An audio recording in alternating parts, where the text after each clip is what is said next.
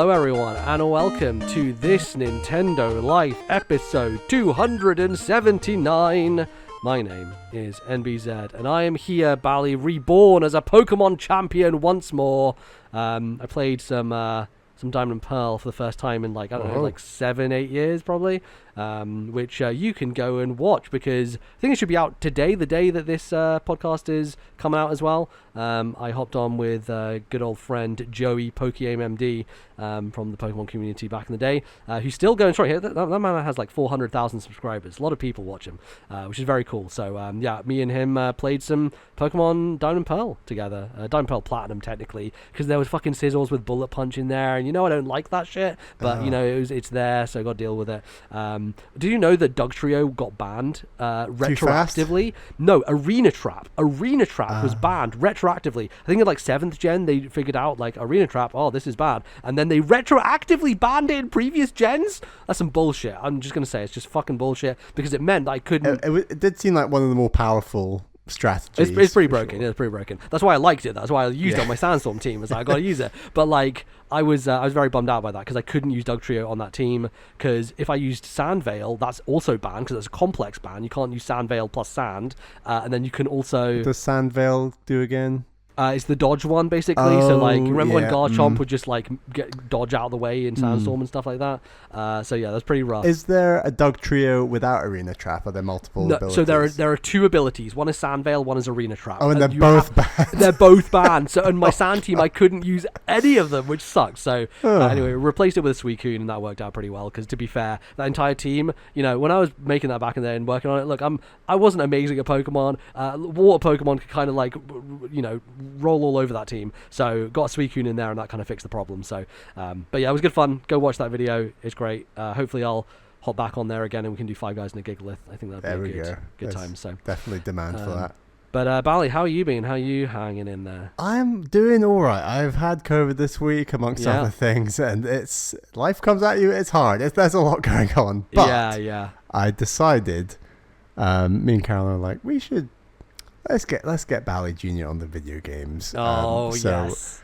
Today, earlier today, after he'd had a run around in the garden, he was feeling a bit tired. We thought, right, let's get Mario Kart out for Bally Jr. And I don't think it went the best. Oh, okay, all right. A number of challenges. I think, first of all, very easy to interest him in it. Like, turn on the Switch, big shiny thing on the screen, go into Mario Kart, wow, colorful, look at that, show him the character select screen, wow, look at, and then he's like, dinosaur, rah. He's like, all right, he wants to be Yoshi, so we're gonna pick Yoshi. For fuck's sake, of course he wants to be Yoshi.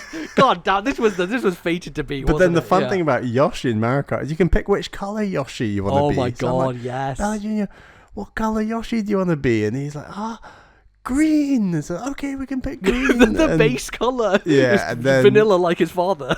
You've got to be vanilla. Yeah. And then I pick like the most kind of high acceleration nippy kart I can think of. I can't remember what it was in the moment. And then I just like was in time trial, went to like the bog standard vanilla Mario track. Did you go into the settings and do the thing where it makes sure you don't go off the track? Stuff?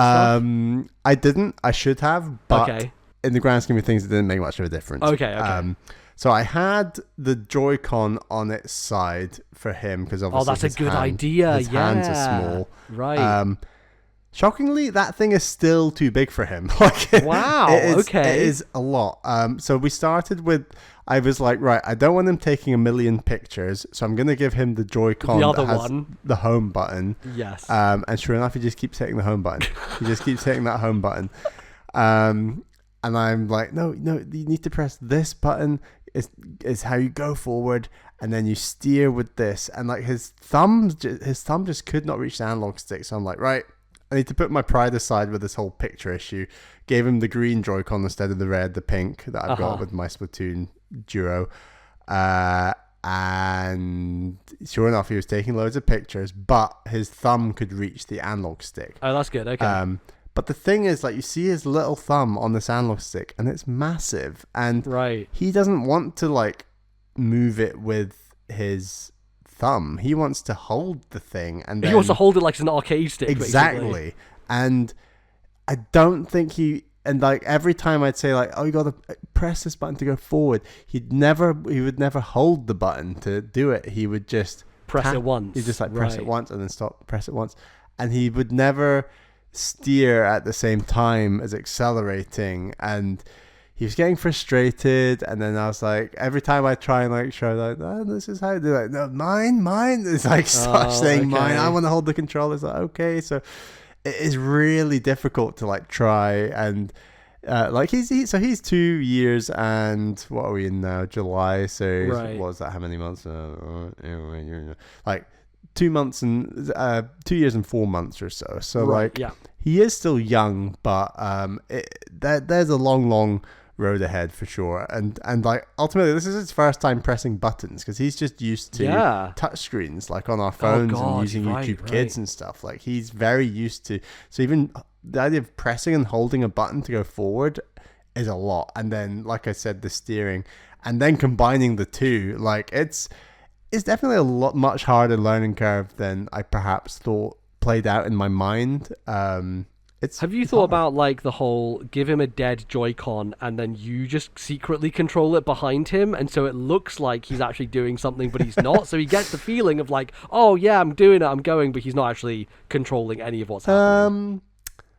I mean, does that feel like subterfuge? Is that too mean? What he benefits from with that? Like I think if I'm worried he just is having a horrible time and Mario Kart becomes something that he now thinks, oh, I hate it, no, it's frustrating, I don't want to ever play games, then I agree with your logic. I think that's a good idea. But the thing is, he'd like just put down the controller and just point at the screen and be like, helicopters, like, and he'd call the toads monkeys, and he'd be like, monkey, toad. No, he wouldn't say toad. So he was enjoying the presentation and just like everything happening. He was loving the colors and the screen and like. And I should also say, I've never really gamed in front of him. It's not like he... Right. If I do think he could potentially benefit from watching me and Caroline just do a GP or something. There'd be so much on the screen for him to look at. Yeah, if you just like are playing while he's like about the house and he just walks in and he just sees you playing something, that might be... Because then he can just like look at it and enjoy it while things are still happening, right? And if he wants to go, then I can quickly set up a time trial for him and then try that. But yeah, it's tough, and... It's sweet because I don't think he knows that gaming is even a hobby of mine. Like the only hobby he thinks that I do is watching rugby on the TV, and he's always like rugby. He doesn't know that I go for runs, for example, because I do that during the work day when he's at nursery. He doesn't know that I game because I do that once he's asleep. So he just thinks that I live in front of the TV watching rugby. That's all he thinks. That's what he thinks I do. Of course, so I don't think he thinks it's something I'm doing when he's not there. So there's room for improvement. He knows that you got to press to go and that it's hard and that the analog stick is to steer, but doing the two at the same time is difficult and frustrating. But yeah, and also the time trials max out at 10 minutes. That's something to know. So wow, you hit the maximum on that. That's crazy. It'll just end the time trial at 10 minutes. Okay. But yeah, there's enough there where it's a stepping stone. It's a building block. Exactly. And I think we'll get there. I think so. I think like thinking of like other games on Switch, like are you eyeing up any others that you think would be good introductions, good things to kind of like get kicked off with? I think Mario Kart is definitely the best by It's probably the best, mile. easiest one. He understands cars and racing, right? So it like probably is easy to onboard. Yes, he loved it was easy to get him to like sit down and cars, yeah, wow, cars. Like he just loves cars. So yeah. I mean, something like Super Mario Brothers Wonder, I think we underestimate the trickiness of 2D platforming. Oh, very difficult. Yeah, definitely very difficult. So it's got to be something colorful, and then likewise, anything that's kind of in a 3D space, like cars maneuver themselves in a 3D space very different to a character that's walking using an analog stick. So I think it's important that... You know what actually could be a stealth weird thing that could work, because I played this with young kids. Vampire Survivors, because all you do is walk around. The year that I played that, my cousin's children. So they are like, one of them it was 4, I think, at the time, and the other one was like 6. And so I basically had it on my laptop, and I was like, here you go play Vampire Survivors, and they took to it instantly. That is instantly cool. into That is it. a good idea. So that might be a good one. I think it lacks the visual pizzazz for True, a very 2-year-old. true. That'd be my biggest fear with it. Yeah. And he wouldn't, like, he got excited when he pressed the button and the car went forward. He was like, wow, okay, like, this is cool.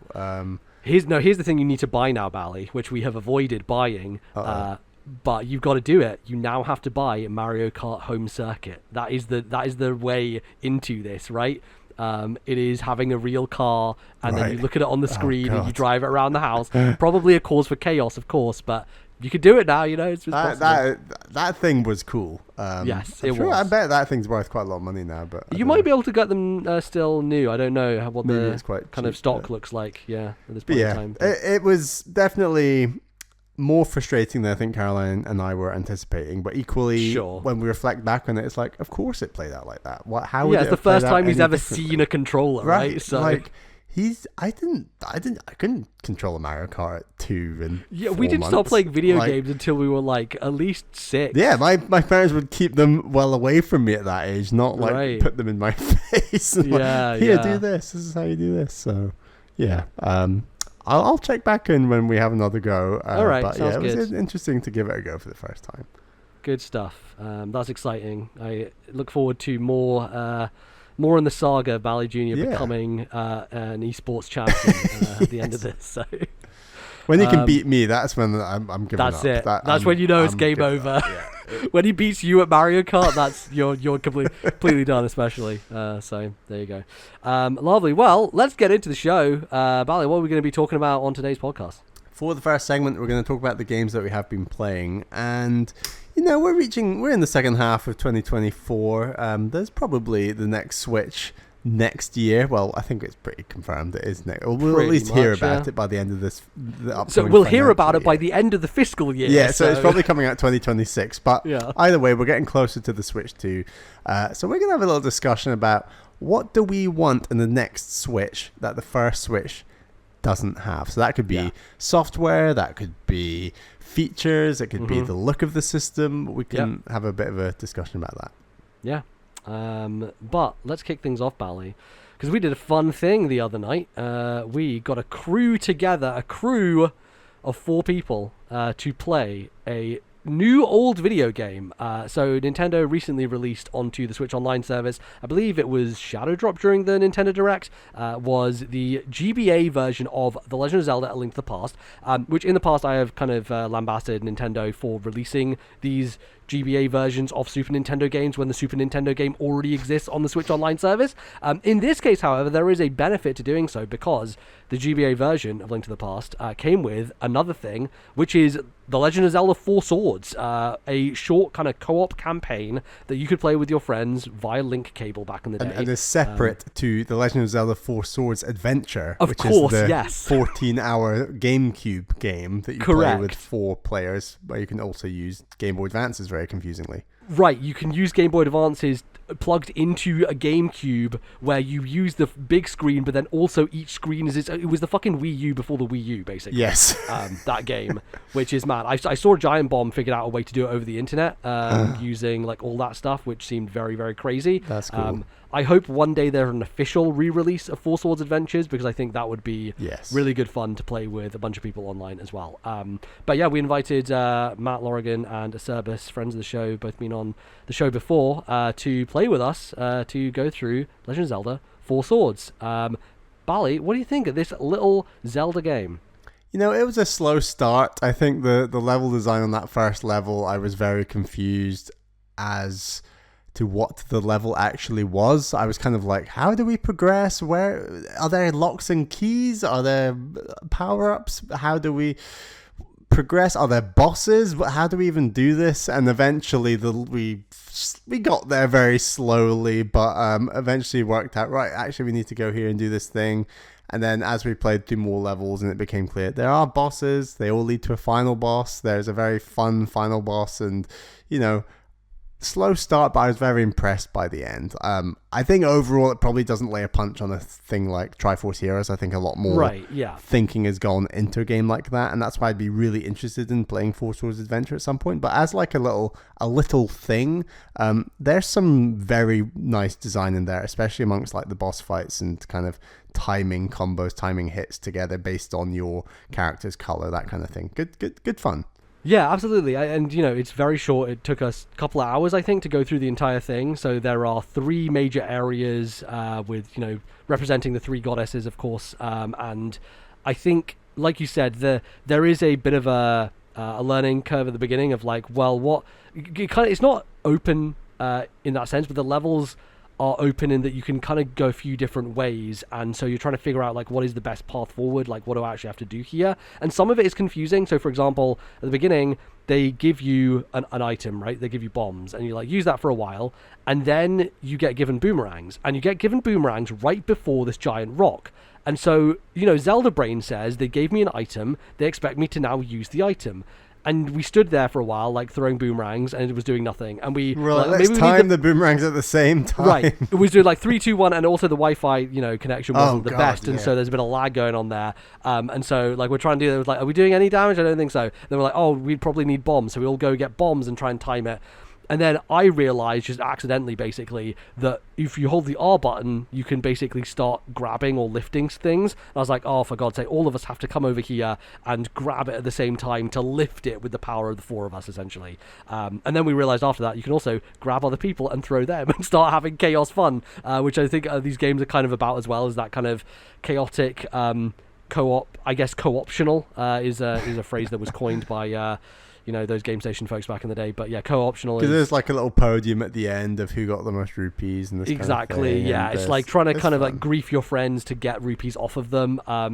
We had some run-ins with the Rupee Wraith, who was a character that looked like the mask that chases you in Mario 2, who would basically just haunt you and make you drop rupees. And so if someone was like next to you, they'd just be like running around grabbing the rupees that you drop. So it causes a little bit of chaos there as well. Some fun mechanics there. And the more you die, the more rupees you lose, to the point where you're like, I think like the final fight, we were losing like 400 rupees per death. On that final boss fight, I had half a heart left at the end. So if I took any hit, we would have reset, I think, to the beginning of that entire level, which would have been rough. But yeah, it is brutal, right? Because that stacks through every part of a level, right? So a level is made up of 3 sections: an initial section, a middle section, and a boss, right?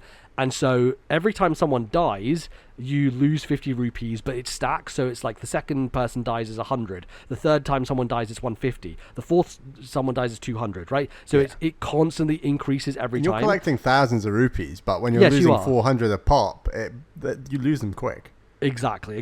And so we got to this final boss, and I think the next hit would have killed us, would have taken 500 away, and we only had 100 left, and I was on half a heart. So that was real fucking stakes at the end. It was absolute like real stakes, which was good though. It created this tension that was great. But yeah, I really like that first boss was really interesting because it's this kind of plant guy, and 2 people have to like pull these tethers apart, and it reveals something in the center, and we just couldn't figure out like what the fuck we had to do. We're like, do we have to hit the like jump over it with a rock's feather to hit it? Do we have to like do whatever? It turns out you just have to go near it, and both players have to hit it simultaneously. And so the colors, and it's revealing the color. Exactly, it's revealing the color of the player who needs to do the slashing. Exactly. So each of the 4 links have different colors, right? You got purple link, blue link, green link, and red link, right? And so the colors are all associated. And I think one of the I think it was the second area boss was the one where you saw a color and you had to call it out to your teammate. So I was like, oh, blue is on the right, and so whoever was blue had to go and hit it on the right hand side, and so every person had to hit their mark for that specific one based on communication. So we're all like shouting at each other, being like red top, green bot, like all that sort of stuff, which I really like. I think that is the mark of a good co-op game, is one where you are forced to communicate, right? Like the mechanics necessitate you talk to your partners in order to do it, because lots of games are more fun playing multiplayer. It's just a rule of video games, I think. But if you can enhance that experience by forcing people to actually use cooperative mechanics, I think that's where co-op games kind of level up for me and become even better than just regular playing together with people, right? So I really appreciated that, and I thought it was a lot of fun.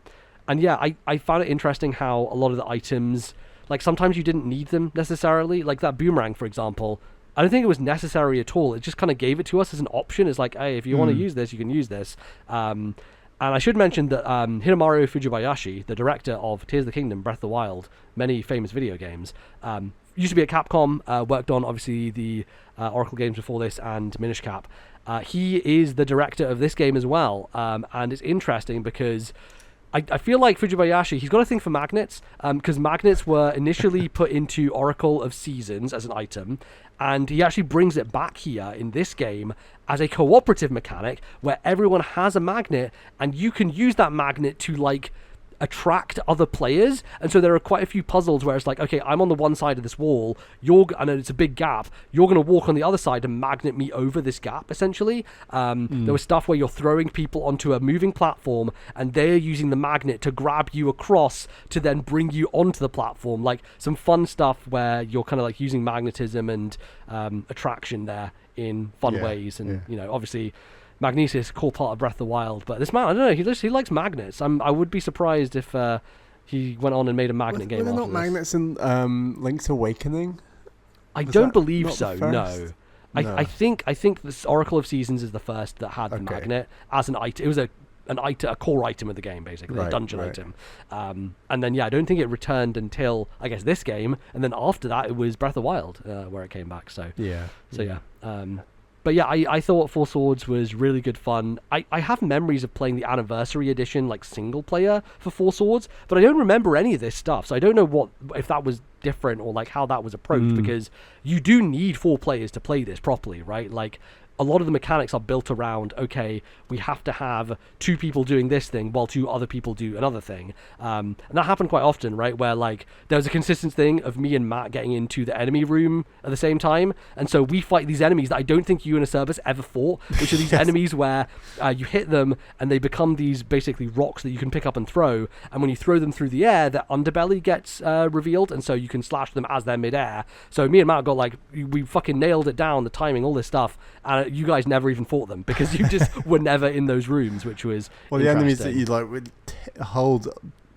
2 players would hold one side each, and then you literally pull them into 2. You rip them apart. That was brutal, but it's one of the most gruesome Zelda enemy deaths I've ever seen. Yeah, just like in this pixel art game, it's like, here are these 2 handles. Now rip this enemy to shreds, which is cool as well, because I think that that shows the kind of Nintendo design in this, where they gave us those enemies, and then when we got to the boss, it's like, oh, it's a similar thing of like pulling the lever basically to expose it. So do you think we could be close? Because we've never had, to my knowledge, cooperative 3D Zelda. It's always been 2D. Now, if the Switch 2 has a bit more oomph, is that something they might consider? So I was going to bring this up actually, right? Because remember when Nintendo were in dire straits and they had to emergency announce literally everything. This included Anuma coming on screen and being like, we're working on a Zelda, don't worry about it. And we're thinking about these things. And like it ended up him announcing Wind Waker HD because they were trying to like do that at the time so that they could work on the next Zelda, right? Give them a bit of runway.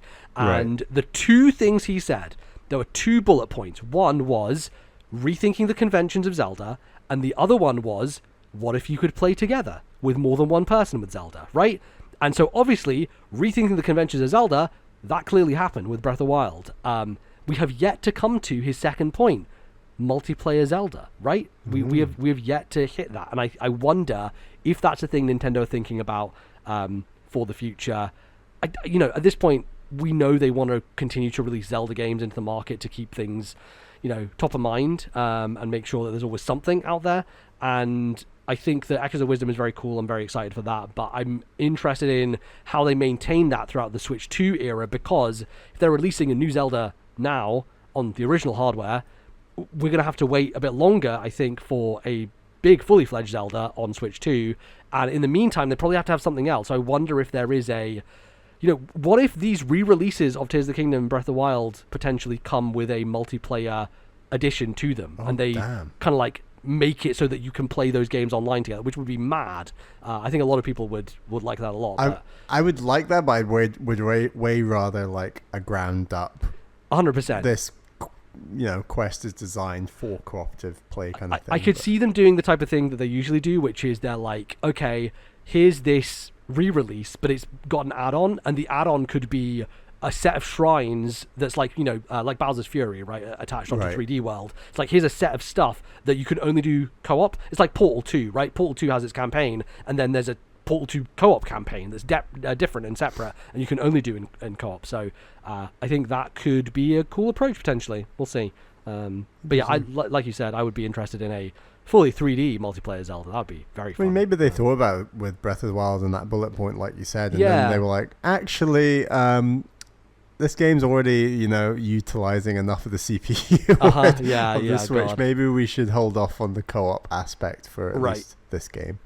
Yeah, for sure. But like, I've only ever had really good experiences with co-op Nintendo games. There're just not many of them, right? Yes. Triforce Heroes is a great fun time, same as Federation Force, and likewise this was a blast. So I want them to do more of this stuff and make it online friendly so that people can do it. And yeah, it was pretty easy to get going on the Switch Online service. You basically connect everyone together before you go into the game, and then you go into the game and it like already knows that you're already connected, which is great. So yeah, it's functioned as intended, even if the Wi-Fi bar said 0 and 1 for most of our playtime. And even though we all have great internet or whatever, right? Like, it's just like, thanks Nintendo. But yeah, and we were all in the UK as well, so I was like, surely this would be easier. But no, when you have 4 people online, it's a little bit tricky. But yeah, that was great fun. Really, really enjoyed that. Would recommend if you can get a hidden gem of the Switch Online collection. You absolutely, yeah. If you can wrangle together 4 people, I'd say you should go play some Four Swords. A good time. All right, Bali, I've been playing a video game that really I should have played a long, long time ago. Because you know that thing, right? When you like look at a game and you're like, that is made for me. Like, that's my type of video game. Came out early last year. I think it was 22, I want to say. I think it was 22.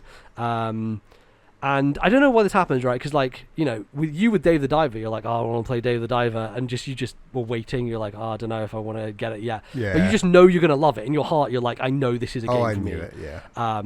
And Neon White, Bali. Oh, yes. Neon White is a fucking video game made for me. Holy shit. I have not been as obsessed with a game in a long time. I devoured this game. I started it last Sunday, and by Thursday, I had 100%ed the entire thing. Damn. How many levels? 97. Oh my god. I had played... And they're like 20 seconds each, right? They're like... Well, okay, it varies, right? But you say that, but like, you're not spending 20 seconds on a level. No way. You're spending a while to do everything in the level because it just necessitates you do that. So what is Neon White? Neon White is a first-person platforming speed-running game from Ben Esposito, who made Donut County, a very different game, a very chill kind of like casual game about making a hole bigger in a ground. And this is kind of like tonally and just everything the opposite of that. This is a fast-paced, precision, pure mechanically focused video game. When I think of MBZ, fast-paced, first-person platforming game, all in the same sentence together, I'm thinking you're going to get motion sick. Yes, you usually would. I don't know why I didn't with this one, but I didn't, and it worked perfectly. I think field of view. So there's a few things, right? So the way that this works is that you have cards on the screen, and so a lot of people will like, it's a really weird game, and probably a very difficult game was to market, I imagine, because when I first saw it, I was like, card-based shooter, like how does this work? It doesn't really read that easily, but those cards being on the screen definitely helped to orient me in terms of my perspective. But also I think the field of view was just worked, and also I think motion sickness for me taps in when either the speed or like the thing in front of me isn't calibrated to a point where my brain feels like it makes sense.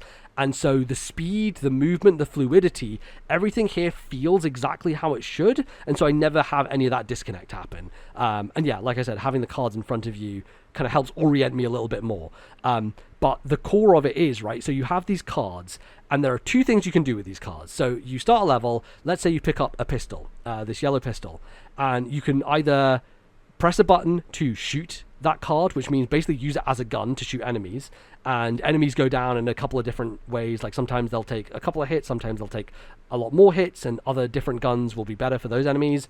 Or you press another button, and that other button has a discard ability, and that discard ability changes from card to card. So the pistol, for example, gives you an extra jump. So you jump and you discard that pistol, you instantly get a second jump.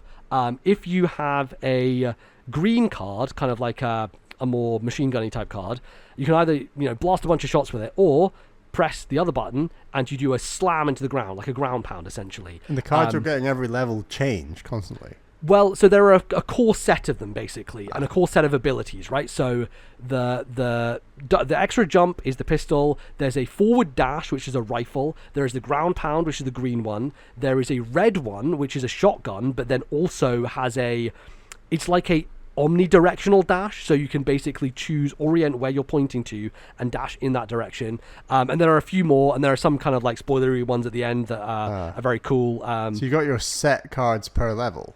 So the way that it works is a level is laid out in a precise designed manner where you go through and you figure out, how do I get through this as quickly as possible, okay? So let's say you're in a situation where you're coming up to this place, there's a yellow card. You pick it up, you shoot the enemy on the side, and then you jump over this gap, but you need it to do another jump, so you do the other jump, you get to the other side, you pick up a blue card, you use that blue card to shoot another enemy, you jump over a gap, and you dash. And these will always be placed in the exact same spot every time, because it is a level that you learn. You learn everything that's in the level, you go through it once, and you finish it, and you probably do it in like a minute or something, and it takes you a while, and you're like, okay, I know the level now, I know exactly where everything is. So you do it again, and then next time you know exactly where everything is, so you do it faster. Maybe you get a silver medal, and the silver medal suddenly unlocks some more stuff, and you're like, oh, interesting, maybe I can try this approach. And then eventually you go faster, you get a gold medal. The gold medal then shows you a shortcut within the level. So you can go through the level, and you find this thing that shows you, what if you did this direction instead of that direction? And taking the shortcut can get you even more time cut down to get the ace medal. Now the ace medal, it's not the highest thing in the game. The highest thing is actually a red medal, which is the time that Ben Esposito, the developer himself, set for every level, that's super hardcore shit. But the ace medal really is like, that is where you max everything out, and that's where you have fully done what the game wants you to, really. And so the satisfaction, Bally, of going through one of these levels, learning it, realizing, oh, I could cut time there, I could do this faster, I know exactly where that guy is now, and realizing like the shortcuts. The other thing that's important here is you cannot finish the level until every enemy has been killed. And so sure, you can see like, oh, I could just dash to the exit, but the exit won't open until you've killed everything. So it's about making the optimal path through, killing everyone on the way, and also getting there in the quickest time possible. And I was absolutely fucking hooked to this thing. Every single level that I started, I would go through it, get to the end, and then be like, all right, let's do it again, until I got that fastest time possible.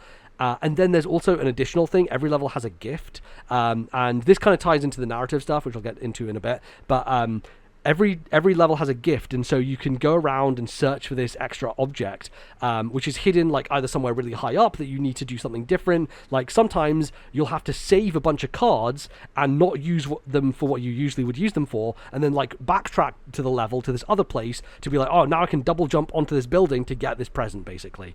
And I did that for every level. So all 97 levels in the game, I got the fastest ace medal time, and I got the gift. And that feels like the way it was meant to be played, right? I watched afterwards, Mark Brown did a video on this game as his, it was basically his game that he picks at the end of the year of like the most innovative game that came out.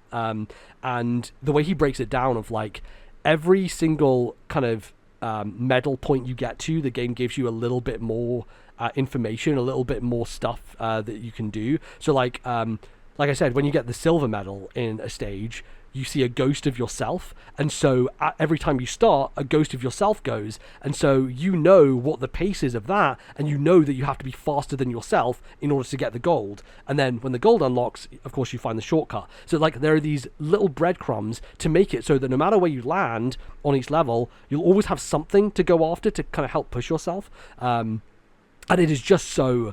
It's so hooky. It really, I cannot understate how good it feels to play. Just the feeling of motion, momentum, movement it isn't like the fastest thing in the world, but it feels so quick when you're doing it. I remember watching Neon White and being like, it doesn't seem that fast, but when you're in the moment doing it, like, I was leaning into my screen so hard that I would be at the end of levels and like my face would be like in my monitor. Like, I was just so like dialed in of like, just go faster, you know, just like holding the button down and trying to go as quick as I can. And like, it really just grabbed me and would not let go. Wow. I absolutely fucking adore it. I think it is just one of the most sublimely designed video games I've ever played. Immaculate, like the aesthetic of the design where every level is pure white, the enemies are black, and every card has a distinct bright color. Like, you can read environments so quickly, so easily, and everything is so intentional. You feel the intention of the design everywhere, and just the way in which it has so many different approaches of like shortcuts and like speed running things for proper speedrunners as well.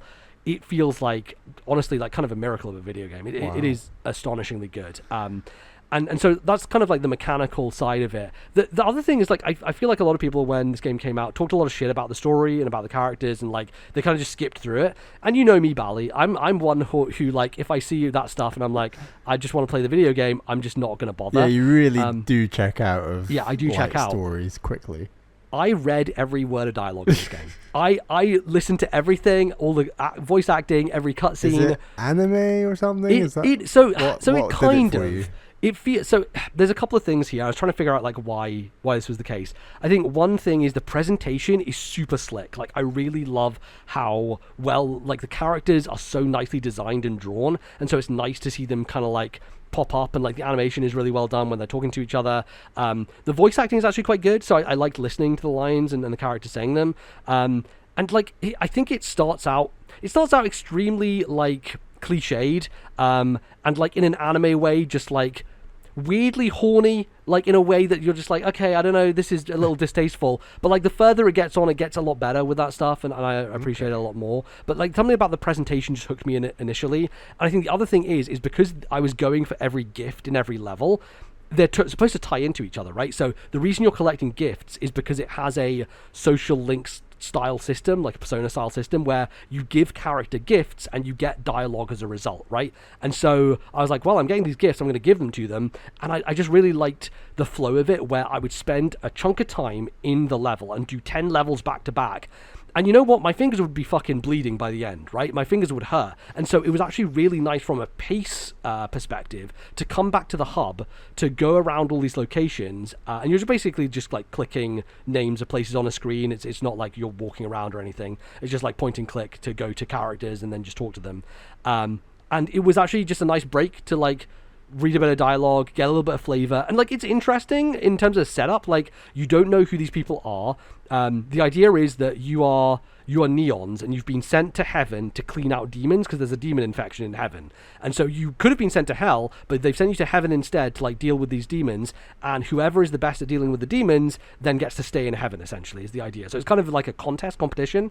And the group of characters that you are a part of, they clearly all knew each other in life, but you don't know why, you don't know how they're connected. And so they do, I think, a good job of like doling that out, and like it becomes pretty obvious quite quickly like what the situation was. But I liked the backstory, and I liked the way that it played out, and I don't know, I weirdly found myself enjoying that part of the game as well, and just, you know, doing it all, just going there, getting all the gifts, giving them to the characters. And also, the other thing is, there is a gameplay benefit to giving these gifts to the characters, because not only do they have dialogue, they also have side quests, and those side quests are specific tailored levels to those characters, where Yellow, for example, Neon Yellow, your character's called Neon White, that's why the game's called Neon White, but Neon Yellow, his levels, you can't discard the cards, so you can only use them as guns. You can only use them as guns throughout the whole level. And so it creates a totally different approach every time you do one of his. Neon Red's levels are probably my favorite ones, where you're essentially in the air the whole time, and you're using these cards just to stay airborne the entire level, and it leads to some really incredible platforming sequences that are just like, I'm in this giant spike pit and there's yellow jump cards everywhere, and so I'm jumping, trying not to get hit by the spikes, and like reorienting myself and all this stuff. Just so much fun. So there was a gameplay incentive, I would say, to do that stuff, to do the dialogue as well, because you get those bonus levels as a result. And I was just a glutton for it. I just wanted as much as I could get, so I just kept going.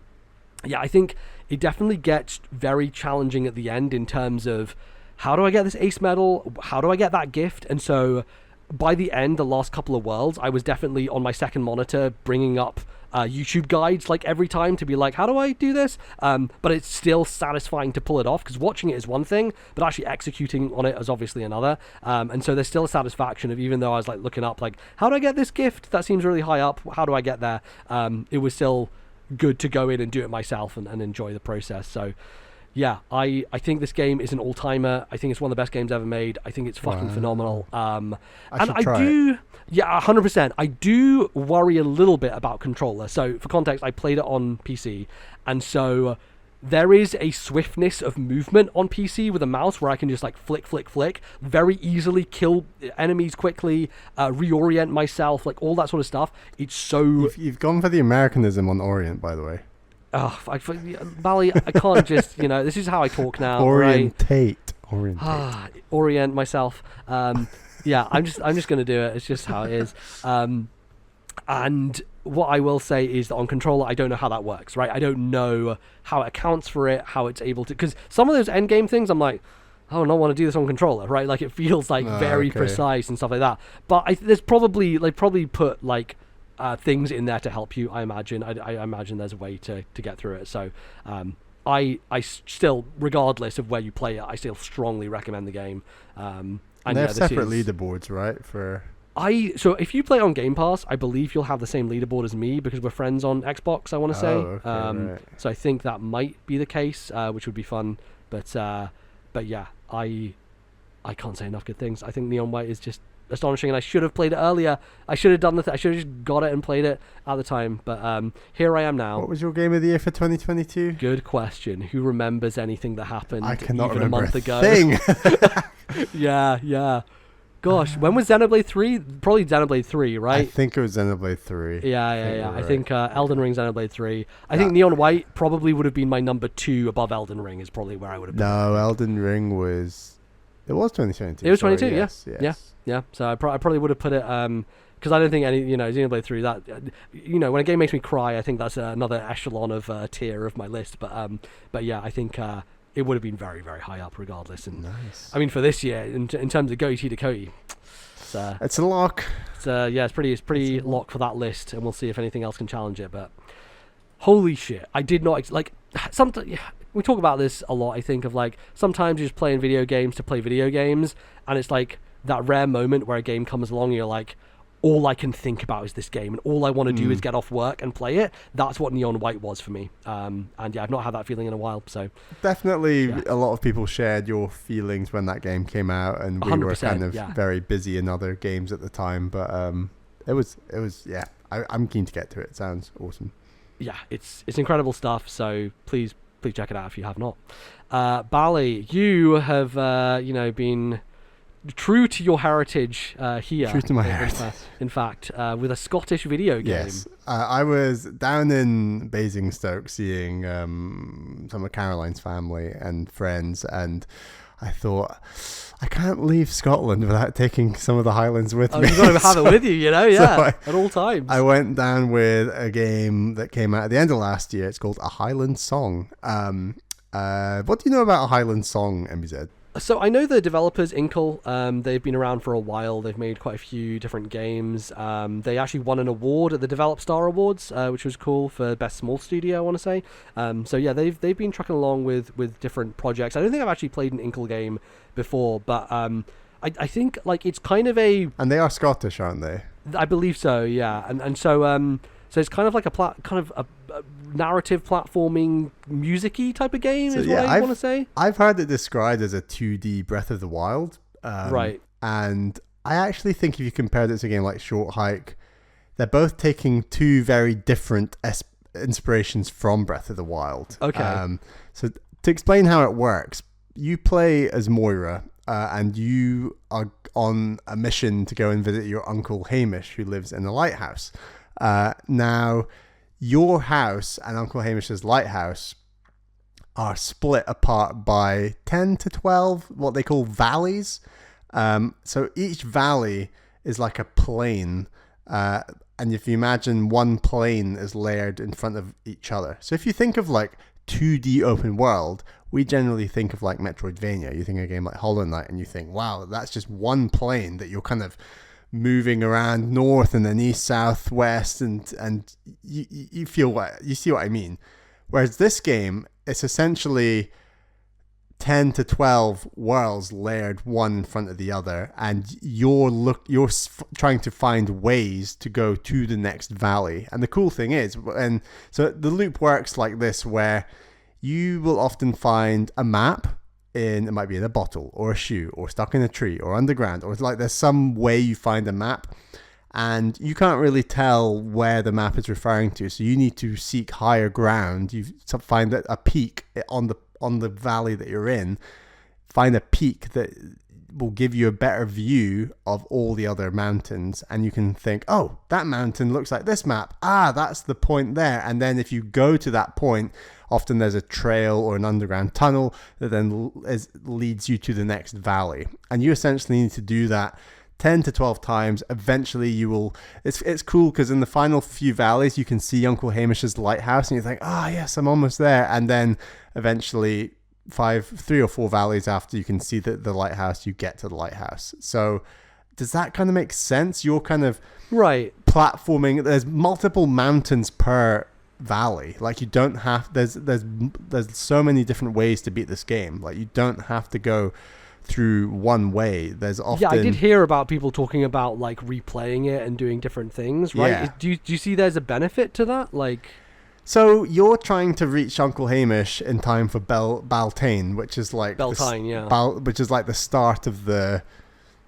It's like I think it's like originally like a Celtic holiday or whatever, but it's the start of the summer. I did not make it for Beltane. I was 9 days late for Beltane. Oh, wow, okay. And when I got there, I didn't want to replay the game. Like it's good. I like it, but there's a lot of frustration. Like I think the game interesting. Okay. Because you're doing all this platforming and you lose health when you fall, and then you're keeping on top of like a stamina, and if your health reaches 0, you kind of like quote unquote faint or die, and you basically start at the bottom of the valley again, which isn't a huge penalty to its credit.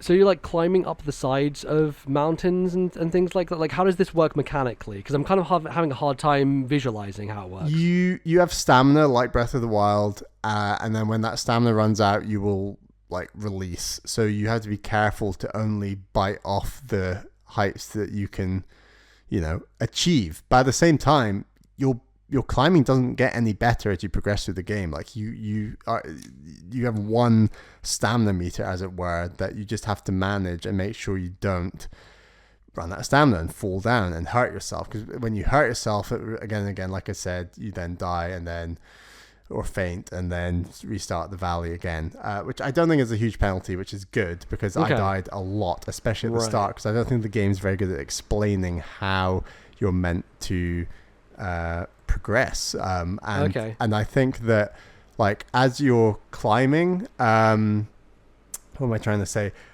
There's lots of other things to think about, like the wind and the rain, because you can regain health by resting, but resting passes time. And if you want to get there before Beltane, at a certain point I was like, I am nowhere near going to get to here before Beltane. I'm going to rest and just do this at my own pace and do it the way I want to do it, because this game is I think it's tough to get there before Beltane, to be honest. Like I think that it feels like the game wants you to play it multiple times so that you can figure out like the best route and the best approaches to things, and as you get more experience, then you'll eventually get there in good time. You learn the routes and I'll just go here. Exactly. Right. I didn't enjoy the game enough to want to do that. I do have a lot of respect for the game. I think it's doing some very interesting ideas, but stuff like trying to find a shelter to regain health, and you can't regain health in the rain, for example. this game is based in Scotland. It is always raining. Of course, yeah, Jesus. Which is a fun mechanic. And then there are bothies up on the sides of mountains and things that you can find, and your health will regen way better if you stay overnight in a bothy. But like time passes, and like you need to be aware that, okay, I want to reach the summit before the turn of the day, but maybe not. Oh, there's a bothy here. I guess I'll go to bed early. So you have to manage your time in that sense. And I just don't think the game was great at explaining that to me. And I had a lot of frustration initially, and then eventually I got the hang of the mechanics, made it to the end of the game, and thought, I don't feel the motivation to go through this whole process again to try and reach in time for Beltane or whatever. So I thought to myself, surely someone else has like experienced what I've gone through here. And I looked up the Guardian review, and it was Keza McDonald. And is McDonald, is that her surname? Yeah, it is, yeah. And she's Scottish. And interestingly enough, she had almost the identical experience to me, where she was like dying repeatedly on one of the first 3 mountains, like me. I didn't know what to do, but then eventually she did like work it out, get to Uncle Hamish's lighthouse, and then she replayed the game 2 more times, like trying to beat her time. And I never ended up being that positive. Because I do think one thing the game does amazing is the Scottishness. Like the voice acting is great. It's a really beautiful looking game as well. It feels like it captures the atmosphere and the kind of amazingly the artistic look is fantastic. And I should say, I believe all the locations are fictional. I don't think they've based it on real mountains and things, and I think that's maybe partly because the characters have a lot of opinions about each mountain, and they say, someone died here and someone did this, and I think that to not fall out with Visit Scotland, which is like our tourism board, they wanted to like maybe just go for something more neutral. I don't know, but the acting is good. The music is immaculate. Is it voice acted? Pardon? It's voice acted. Is it? It is voice acted. Yeah, there's a lot of voice acting, and yeah, the music is proper. Like Scottish country band Gaelic style music, so a lot of bagpipes, fiddles. Do they overuse or underuse bagpipes? A good amount, I'd say. Bagpipes, I think they're often they're not as commonly used, I'd argue, in like a ceilidh band as fiddle and other instruments. What other instruments in the ceilidh band? I don't know. I've no idea. Like drums and things, but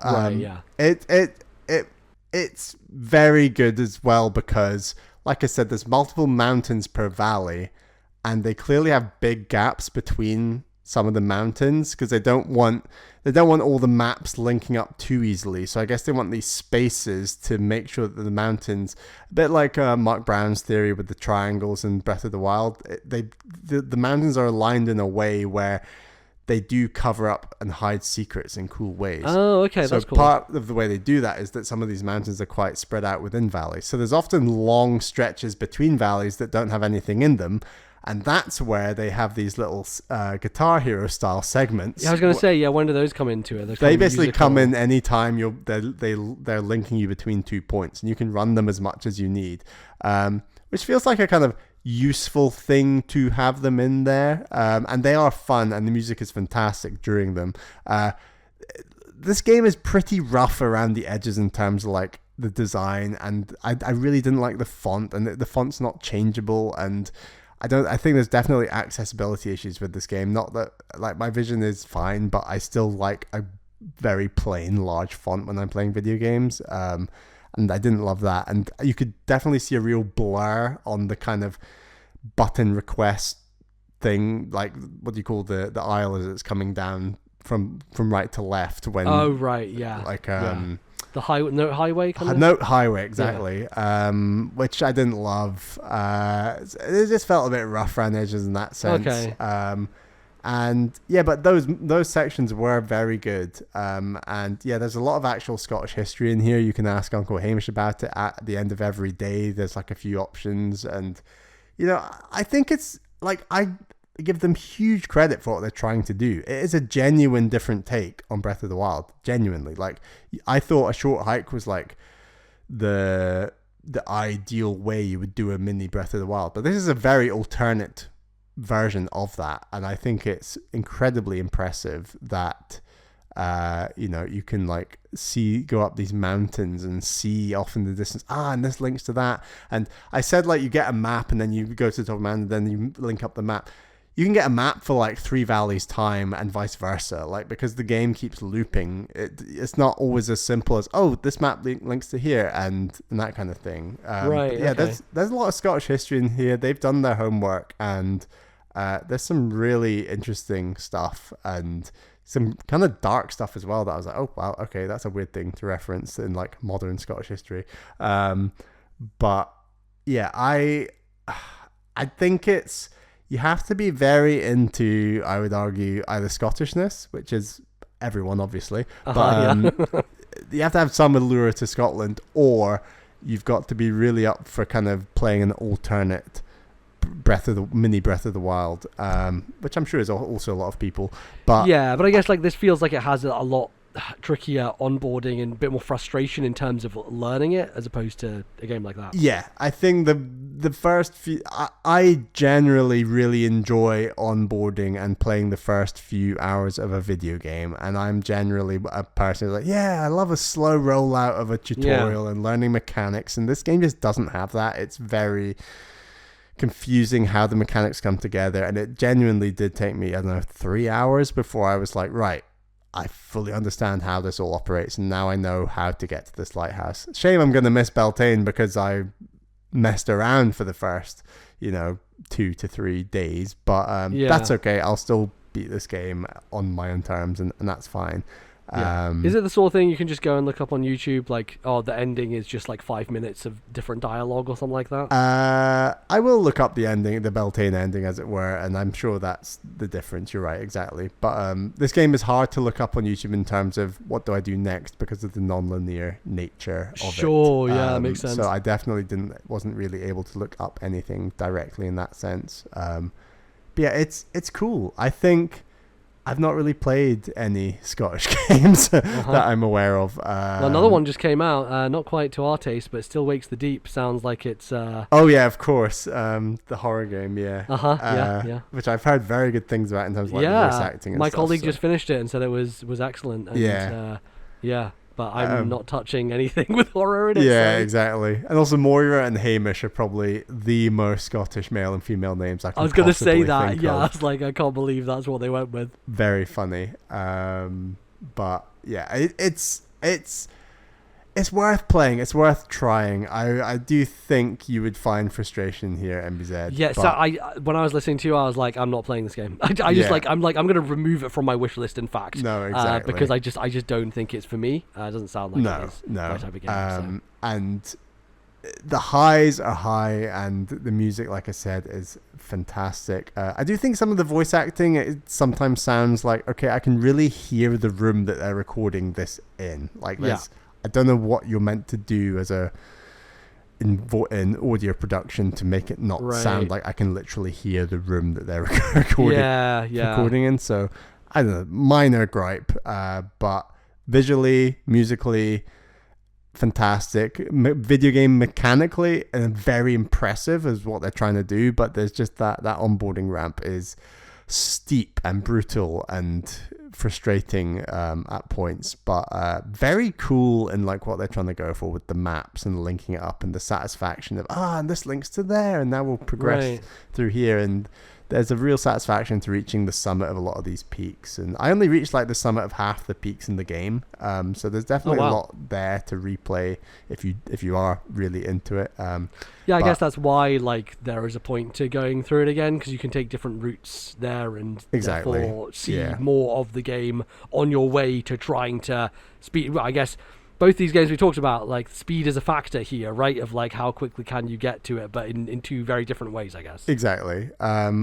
And it's weird because it's kind of a game where, and similar to Breath of the Wild, I would hate playing Breath of the Wild to like a speed limit. Like part of the joy of Breath of the Wild is just doing things at your own pace, and there's a lot to this game that I would like to just do at my own pace, and that's kind of the way I ended up playing the game, because I'd given up on trying to reach the Beltane goal, but I missed it, like I said, by 9 days, which is insane. But yeah, some minor flaws, but I do think there's a lot of cool stuff here. And I maybe wouldn't go as high as, I think it's got like 81 on Open Critic or something. I think that'd be a little bit lower for me, but I still think it's a very solid game and worth trying if you're into Scotland and an alternate Breath of the Wild. It's cool. Yeah, we definitely had a few people who have written in about being like, oh, I'm coming to Scotland, and you guys know that, what's good things to do in Scotland, so I'm sure there's definitely some of the audience out there who will be curious about this, for sure. Definitely for that crowd, give it a go, because there's a whole lot of Scotland in here, and I think they've done that really well. Nice. Well, here's hoping for some more Scottish games in the future. But until then, we're going to have to talk about Japanese games instead. Oh, yes. Bali, I have now finished Densetsu no Starfy, otherwise known as the legendary Starfy, which Nintendo kindly put onto the Switch Online in only Japanese, the first 3 GBA games. We were saying, what was an alternate time when they released something to a Western audience in Japanese? What do you mean? Well, they've released a game in Japanese to a Western audience. When did Nintendo last do that?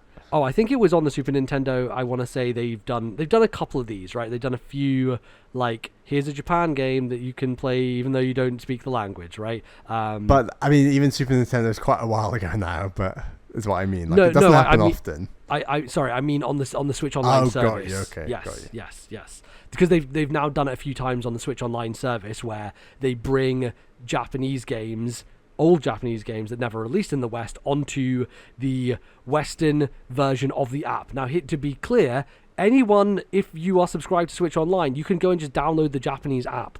So it doesn't matter. Like, if you really want to play the Japanese games, you can just download the Japanese app and you have access to them. But Nintendo have decided we're just going to put these on the Western versions of the app for some reason, which I don't know if that says anything about the future of the franchise, but yeah, it's interesting nonetheless. So, of course, as Nintendo did that, I mentioned at the end of last week's episode, I did what any sane person would do, which is I ignored that, went online, found a ROM, downloaded the fan translation, applied that and put it on my Steam Deck and played it that way instead. And I have to say, Bali, that I feel vindicated in my decision to do that. And the reason is that Densetsu no Starfy is a lot more wordy and a lot more chatty than I expected it to be, right? I didn't know going into this a lot about the Starfy series generally. I knew that he was a star and I knew that it was some kind of platformer. This game is quite different to my expectations in the sense that he is a star, however, he is a starfish, and a lot of this game takes place underwater, and you're a starfish with lots of underwater characters and creatures and bosses. All that stuff happens in a water-based setting, and so most of this game is an underwater level, which I think for a lot of people would be like, oh no, that's alarm bells ringing. But it controls really well because Starfy is built to be very agile and nimble underwater, moves very quickly through the space, and has a kind of a spin attack that he does that is very quick and very effective on a lot of enemies. And yeah, you can pretty rapidly like move your way through, so it doesn't really feel like you're in water. It feels like you're just kind of like almost flying in a sense, like you're going very quickly through these spaces. But it is quite, like, I wouldn't say narrative-y, but what it does do is you'll often, at the start of a level, it'll be like, okay, here's a character, they'll chat some shit for a while, and then they'll be like, oh, and I'm missing my 3 babies, can you go find them? And so, like, if I was to play this in Japanese, I would have had no idea what that conversation said, and so I would have just been wandering around a level just trying to do stuff. Now, to be fair, the game is relatively simple, and there are only so many places you can go, so you will eventually probably get to the solution, but some of them are like, oh yeah, go find the specific item, and then come back to me to finish the level. And if I only did that in Japanese, maybe I wouldn't have realized that, and then I would just be wandering around even longer to be like, where's the exit? What do I do? So I do appreciate that I was able to understand what I had to do, at the very least. And the levels are, I would say, non-linear, but also linear in the sense that they feel a bit more exploration-y. Like, the spaces are, you can go through doors and you can come back through those doors. And so say you're in a level where there's this big water area and there's a maze, and there's a door at the top, door at the left, door at the right, and so you can go into those by getting keys, and you use keys from other places to come back. So it's a little bit of like, not mini Metroidvania, but just like small. The levels themselves feel self-contained, but also you know, you can do a bit of like exploration within the spaces. So it's more of an explory platformer, I guess I would call it. And platformer is a weird word as well when you're underwater and you're not really jumping necessarily. You are moving and you're dodging and you're avoiding and you're attacking, but less jumping, I guess. There is on land, Starfy, if you hold down the B button, does a very fun run and his eyes go all bulgy and stuff like that. So that does exist, but there's less of it, I think. So yeah, it definitely defied a lot of my expectations in that sense. And it's extremely easy. It is like a very, very simple game to the point where a lot of the boss fights they feel like a joke. It's like, this guy's just like, he's just walking around this, he's just like floating around this space and he just doesn't attack you, and you hit him like 4 times and he's dead. And it's like, okay, I don't really know what the point of that was, or like, was I supposed to avoid something? Like the first boss in particular, I was like, this seems like way too much of a pushover. And the whole game is generally very, very gentle. It feels like a game. It's weird because like you do have to have reading comprehension to do this, and so if you're a 6-year-old playing this, it might be difficult because you won't understand what you're being told to do. But from a dexterity standpoint, there's not a lot of complicated stuff going on here, so it's super easy, very, very simple to get through. And by the end, they're like, oh, it's a little bit more complicated, but I didn't really get hit that much, and was able to finish it pretty handily. So I enjoyed my time with it. I think it's very light. It only is like 3-ish hours total, maybe 2.5 to 3. It's super short, so it's very approachable. You can finish it quite quickly. And I just like the look of it. I think it's just a really beautiful game. Like the GBA pixel art is something I will always go to bat for. I think it's some of the best looking video game art out there. And I think it's super colorful, just has some cool different looking areas. And the dialogue is it's well done from a localization standpoint, I think, from the fan translation. There's this clam called Mo, who's just like your buddy, basically, and he's just like yapping all the time, constantly. I guess Starfy is kind of a silent protagonist, because Starfy doesn't say anything. It's mainly Mo speaking for you, for the most part.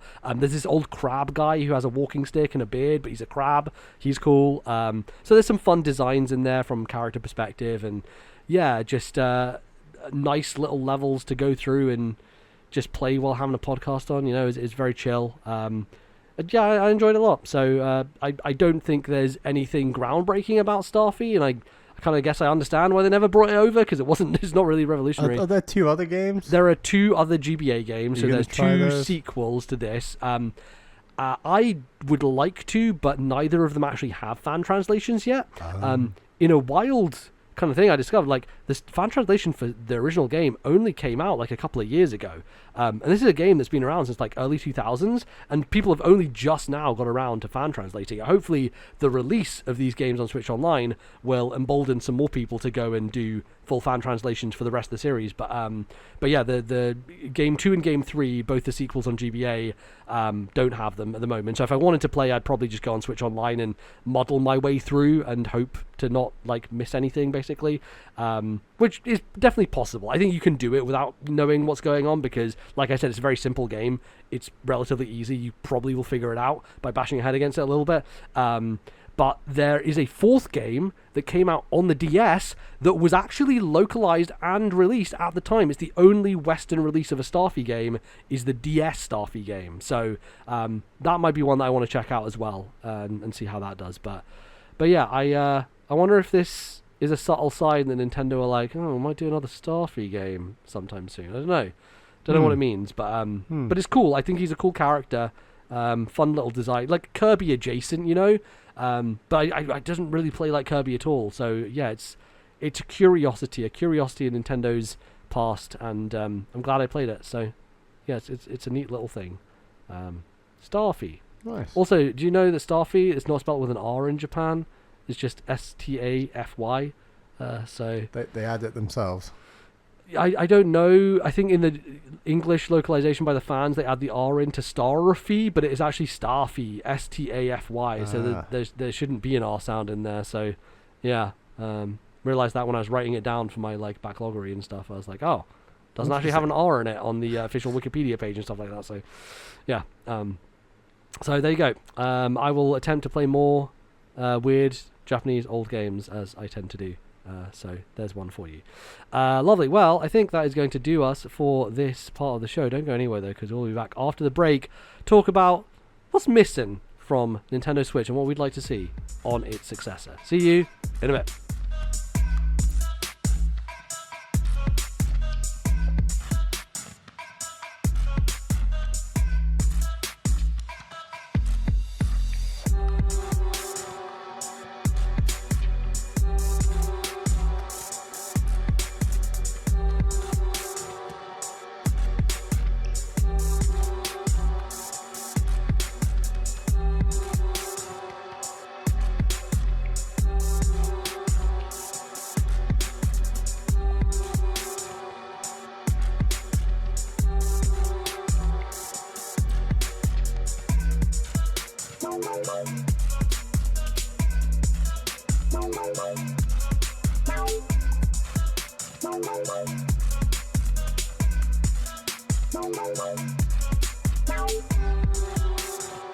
Alright everybody, welcome back to the second half of today's show. You know, when you do a Nintendo podcast in the dying embers of a console's life, there's not a lot to talk about, you know? There's not a lot to discuss. And so you just keep coming back to the same when topic. was the last time we got a brand new Zelda in the dying embers of a console? That's true, it's true. As I say that, they've released a GameCube version of both Twilight Princess and a Wii U version of Breath of the Wild. But those were different eras. Those were different. Yeah, those are different. This is brand new, which is unforeseen, I would say. But yes, hey, we're going to talk about Switch 2 again because, you know, what else are we going to do on this show?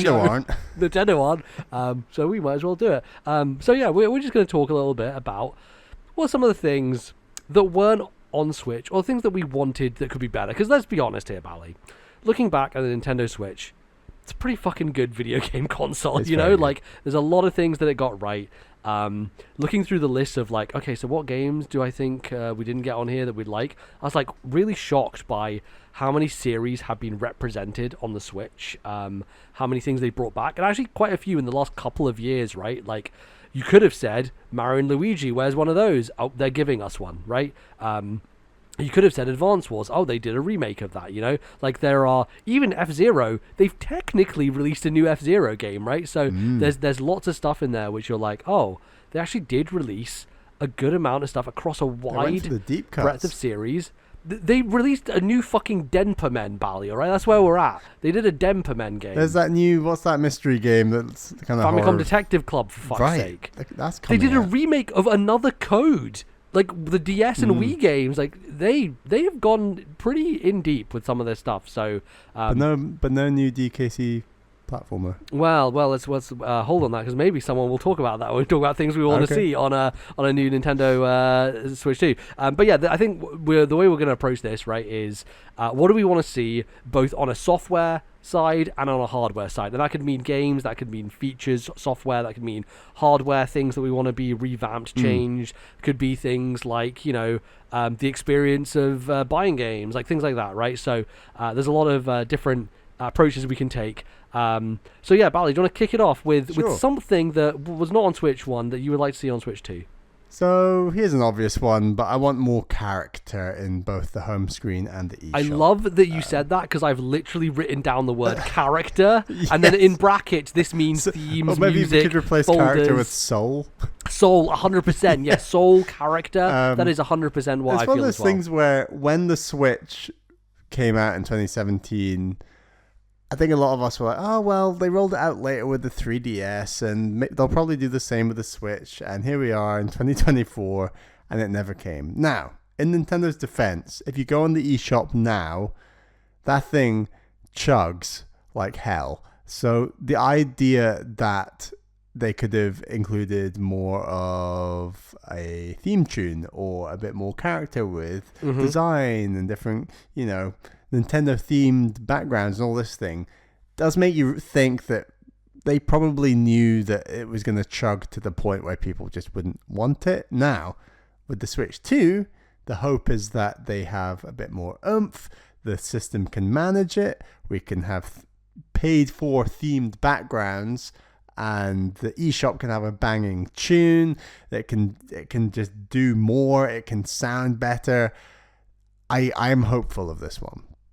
Yeah, I don't know if this is a trend generally, but if we look across all the platforms, they've all trended in the same direction, which is moving away from customizing the software experience that you have.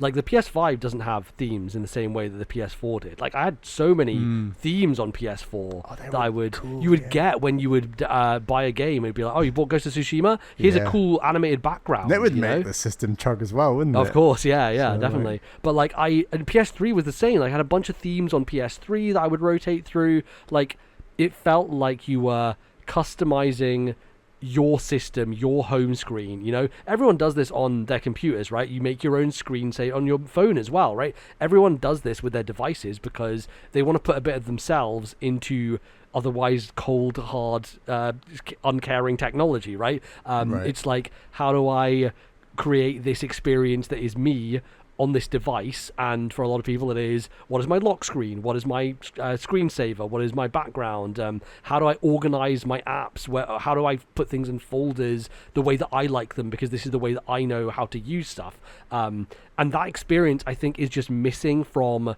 at least, so I have not used an Xbox, and I don't know, Bally, if you can speak to that experience, but at least on PlayStation and Nintendo, feels this generation like none of that stuff is there, and it feels like quite hollow. I have a feeling you can do it on Xbox. I just haven't. Would be my guess, but I don't know. It is interesting though, because I think that there's definitely room for improvement on the Switch when it comes to that stuff. It's just, I think it's just the continual joke of they have, like, and they did this with Mario Maker as well, right? When they were like, was it Styles or whatever the menu was, and it was like 3D World, right, was what was the extra one, and they're like, oh, okay, they're going to do Mario 2, and it's the same with the Switch, where it's like, themes, black and white. It's like, okay, so like, there's just never got added to, right? It's just that themes was the same word as the Nintendo 3DS themes. That's what, it's just such a misleading word. Yeah, and I feel like they had good intentions probably at the beginning. Like, I think there probably was an intention at the start to say, okay, we're going to add to this over time, and like themes is going to become a thing. If the 3DS had sold as well as the Switch, would they even have bothered with themes? It's a good question, right? Was it like, okay, we've got the Nintendo hardcore on board, let's serve them and make a bit of money out of it? Potentially, yeah. Like if the Switch had a rough start, like if it had not sold as well as they wanted it to, you probably would have leaned more into your hardcore audience and what they want. And I think this is one of those things that we want, right? Which is, oh God, I want like a sick Splatoon background, and like, you can just imagine it. And I think it feels like we lack a lot of customization of that homepage, not just in theme, but also in layout, right? One of the things I really liked about 3DS and its functionality was you could increase or decrease the size of the apps, essentially, and so you could have it so it was a long string like the Switch is, and you go all the way across, or you could make it so that it showed 9 on the screen, or then make it even smaller and make it so you can show like 25 things on one screen, essentially, right? So the icons get smaller or bigger depending on what you want to do with them, and like none of that is here. There's no kind of customization on that perspective, which I find a little frustrating as well, because it's not just about, okay, do I have a splashy thing here? It's also about an organizational perspective, because oftentimes, on Switch especially, Switch is the console for which I have bought the most video games, right? I have so many fucking games on this system, and trying to sort through them is nigh impossible, right? Like, I want to find a game, and I'm like, where is that again? Like, trying to go through your entire list and just organize through. And if there was a way to have a screen that you could organize, and like my 3DS is a perfect example where, we've got folders for the GBA games that I got for free with the Ambassador program, and I have an icon to highlight that that's the case, and I have my retail games over here, and I have my apps in this folder, right? Like, it's all really beautifully organized. And I guess there are less apps on Switch when it comes to, like, we had a thing for Miiverse, we had a thing for the weather, we had a thing for news on Wii and things like that, right? There were quote-unquote apps on those systems, or like settings menus or activity logs, right? Things that were extraneous, that were not video games, but were things that you did. And now those things are all just in a menu, in a settings menu, right? And not kind of clustered into their own experience, which it's probably more streamlined in the end, but again, it loses soul, it loses character, and it means that you just don't feel ownership, I guess, over the device. You want Badge Arcade to come back. Of course you do. Like, Badge Arcade, what a brilliant innovation. Very cool. That we were obsessed by that back in 2013, 14, I want to say. It was incredible. And I think, it feels like Nintendo could, one, make a lot of fucking money out of people by doing this, right?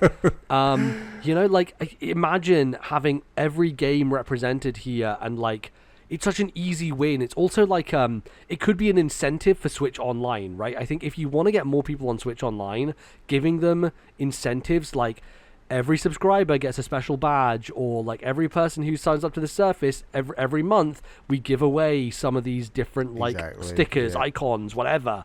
Like, it feels like you can turn on that tap. There's such a wealth of games and characters and knickknacks to go through. Like, it feels so obvious. I guess there's a question on, like, is there a team within Nintendo who has the time to make all this stuff and work on all this stuff? Like, I don't know. It feels like those smaller teams have kind of either been moving on to different types of projects or, like, doing other things with other bigger teams within Nintendo. There was definitely scope on the 3DS to have smaller teams, because they'd have smaller teams working on the games for Street Pass. Yeah, totally. Like Badge Arcade, like we just said, like there was smaller games that needed made, and I 100%. guess the Switch doesn't have the equivalent of like those small games, other than, I don't know, Jump Rope Challenge, like that. Oh gosh, yeah, that's a good small one. game that came out, but. Yeah. The experiences are just not there in the same way. Right? We haven't had a Rusty's Real Deal Baseball, No. So yeah. I think, the DNA of this show is we will always go back to the 3DS and talk about how that was the best thing ever made. But it's true. I think it's true. It was the best thing ever made. Yes. Yeah, if Nintendo even get halfway to the greatness of the 3DS with the Switch 2, I think I'll be happy. So. So yeah, that was my first one as well. Character, the exact same word, which is, it was something I think they can do a lot more with. Okay, my second one, Bally, a hardware feature, a real D-pad. Okay, so we've fucked around a lot with these Joy-Cons, and people have taken them. You got your son using a goddamn Joy-Con, and I appreciate them. He doesn't even know what a D-pad is. No, exactly. He thinks they're just all these buttons are what it's supposed to be like. Little does he know. So I think that at this point in time, there are not that many games that Nintendo release that utilize the Joy-Con in a way that is either innovative with its motion control or like useful for a multiplayer setting, right? If you are playing a game today, let's think about the upcoming stuff. We got Zelda, we got I can't think now what else is coming out, but Mario Party. We've got like the Donkey Kong Returns remake. The remake, yeah. I guess Mario Party is the only one of those where it still makes sense, right? But I just feel like you don't need them anymore, right? Like, it was a cool little thing, but you don't need Joy-Cons. No, not that you don't need Joy-Cons. You don't need the functionality of turning a Joy-Con on its side to play a multiplayer game. And I know that they like that idea still. And I think it is. I have used it more than I ever thought I would. Right? Like, I think everyone wants a bit of Mario Kart, a bit of Smash Brothers. Yeah. Like, it's just like, oh, here, have one of these and let's play. And it definitely has worked more often, but I think it's still a bad experience, right? It just doesn't feel good to use them. But no, I think, if I'm honest, right, you can get away with giving someone a controller and putting it on its side. And if it has a D-pad on it, they can still press the direction of the button, I think you can still do that and still achieve the same effect. Potentially, yes. While still maintaining, for a single-player person who wants a controller that just has a regular D-pad on it, I think they just have to give up the ghost on this split button thing, because I just don't like it.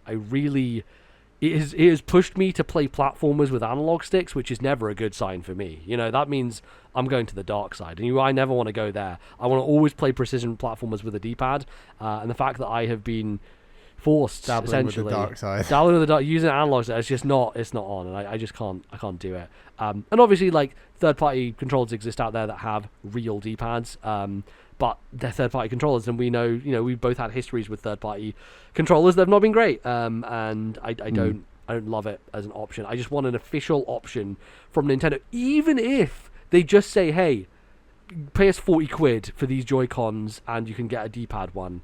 I would do that. Right, And I would just replace it. Doesn't And need I to would be Hori or whoever. Exactly. Just like official Nintendo, please give me a thing that has a D-pad. That's all I'm asking for. Yeah. I think I really do miss it greatly, and yeah, it just affects the way that I play games quite significantly on Switch. So I'd be surprised if they change much, if anything, about the Joy-Cons, and I think they'll stick to that kind of multiplayer thing. I would keep every single thing about the Joy-Cons the same, barring one thing. Okay, what's that? Fix the damn drift. Yeah. I genuinely, I think they are great, but they need to change that build quality. It is such a frustrating thing that almost everyone we know who owns a Switch has gone through. And it makes me scared of using the thing handheld. Even though I play 80% docked, I'm still on my second pair of Joy-Cons. You're on your second pair I as am well? on my second, yeah, correct. I mean, I think you've done well where you play a lot more handheld than I do and have managed to only be on your second pair. But yeah, they need consistency at launch to make sure this thing does not have the damn drift. Because I think everything else, personally, about the Joy-Cons is great. Like I was with you on the D-pad thing near the launch of the Switch, and I've definitely I've kind of moved past it in a really unhealthy way, I guess. Well, I think you've always been someone who doesn't care as much about like using D-pads for 2D games, right? Generally, yeah, that's true. But I was definitely someone who did use D-pads, especially on a system like the Wii U, for example, which had a very nice D-pad. It did, yeah. And then I think I've just gone along with Nintendo's flow, so I don't know. Yeah. Well, I don't know. There's all this rumors about magnets and shit like that, and kind of easy attachment. Right. Which I guess kind of like segues a little bit. One of mine is just make Joy-Cons that feel fully sturdy. I can't remember if I talked about it on this show about my situation with the new Zelda Switch that I bought, right, with the new Joy-Cons. But the Switch OLED has this issue where they just don't feel like they have fully attached properly, and like you like slightly move them and they wiggle, and like it just... It's worse than the original? I think it's worse than my original anyway. Oh, damn. And it just feels like they were not sturdy. So I literally went out, bought electric tape, because I found about this on the internet and people complaining about it, and like I have 2 squares of electric tape on each side of my Switch that basically wedge the Joy-Con so it's super sturdy and doesn't move at all. And so this is why I'm so hesitant to ever take the Joy-Cons off of my Switch at this point, because every time I do that, it makes it harder to get them exactly, because I'm applying so much pressure to them to stay on there and stay sturdy. So hopefully this kind of rumored magnet thing will fix that issue by just making it directly just attach in that way, and there's no movement. It's just so locked in that you never get that kind of feeling like it is 2 parts, because you want it to feel like a singular device even though it's not. And I think oftentimes, especially with early Switch stuff, it just felt like, it's not as sturdy as it could be, basically. So talking about Switch Online, let's assume that they do manage to maintain the current Switch Online and the games on Switch Online fairly seamlessly. But there's still a ton of games that aren't on Switch Online that could be on Switch Online, systems, etc. There's going to be more rollout. I just want structure with how they roll out games. I don't need loads of structure. I just need any structure. It doesn't need to be 1 game a month. It doesn't need to be 1 game every 2 months. But they just need to tell me how it works and when games are coming. I don't need to know what games are necessarily always going to come, but I need to know like when. I feel like they briefly had a period with the Wii where there was a consistent rollout, and we'd know, all right, every Thursday there's going to be some games, and now there are no rules whatsoever. No, it's just whenever Nintendo feels like it. I think from a when you're paying a subscription service, it just feels like such a betrayal of trust, of just like, I want to pay the subscription service knowing what I'm getting for that subscription service, and no one has a damn clue what we're getting for that money you're putting in at that point in time. You're getting what's already rolled out. Fine, great. There's a great host of games on there. Not denying that. I just, like, if they announce GameCube for this damn thing, which I think they will at some point, great. But I want to know, when the hell are we getting games? Not like, oh, you get 3 games this summer but not next summer. Or it's just insane the way that it's been rolled out, and it's really frustrating after a while. And yes, it's cool when great games drop, but I think Nintendo should do a better job of being more strategic about how they communicate it to those who are paying them good money to pay for their service. Yeah, I think so. Like, I think this kind of started in the Wii U era, where they just didn't have any rhyme or reason to when things got... They were like, anyway, now Wii games are on the Wii U, and it was like, right. Okay, sure. Like, and then they just announced a bunch at once, and then... Well, I think the best job they've done so far this generation has been, they announced GBA, and they said, here's a look at some of the GBA games to come, and they did do them at a decent clip, right? They did them every month. There was a new GBA game. I think this was kind of brought on by the expansion to the Switch Online, right? The expansion pass, which meant that they kind of had to show, like, here's what's coming because it is more expensive. But it feels like since then, now that they all came out, there isn't any kind of like upcoming stuff anymore. And not that they'd want to do that at this point in time, because clearly the system is being moved on to a different one, so they don't want to create more expectations. But yeah, I think you're right that just generally since the Wii, Wii is where they did it the best, I think, where they had like, here's the drop, here's what's coming. It's a consistent thing every week, right? Every week we're going to put stuff out there. And now that we're in the subscription land, it feels like it is a lot murkier. And I think it's also because Nintendo know now that the main reason people pay for online is to play online with their friends, as opposed to paying a subscription for just these games, which is it's nice. It's both. I do think it's a high quality service and it's good value for sure. But yeah, the communication on the rollout is just non-existent, and it frustrates me. Yeah. To go deeper on Nintendo's kind of like, how do they show games to you? We know that eShop is an absolute disaster when it comes to both the way that it runs now because of how many games are on it, but also just the way that it surfaces games. There is zero discoverability on the Nintendo eShop. If you're a person thinking, oh, I wonder what I should play on the Switch, and you go to that eShop and you try and browse to find a game to play, which is, to be fair, 90% of people who play video games, that's how they buy video games, is they just go to a store. Who aren't listening to podcasts that are reviewing the latest video games. They're just browsing, thinking, what might I play next? Exactly. They don't even go and watch videos on YouTube for recommendations. They don't even look at anything anywhere. They just go to the shop. They don't know what IGN is. Yep, they have no idea. They just know they own a video game system, and they go to the shop that's on the game system. There is no way for them to discover anything unless something is in the charts, or unless something has been like just put out that day. You can't find anything. It is buried under just the weight of thousands and thousands of games, dozens of which release every week. And yeah, I think it really sucks. I think it sucks for a lot of independent developers trying to get their games out there. I think it just sucks across the board. It's just not a good system. I think every platform suffers from this to some degree.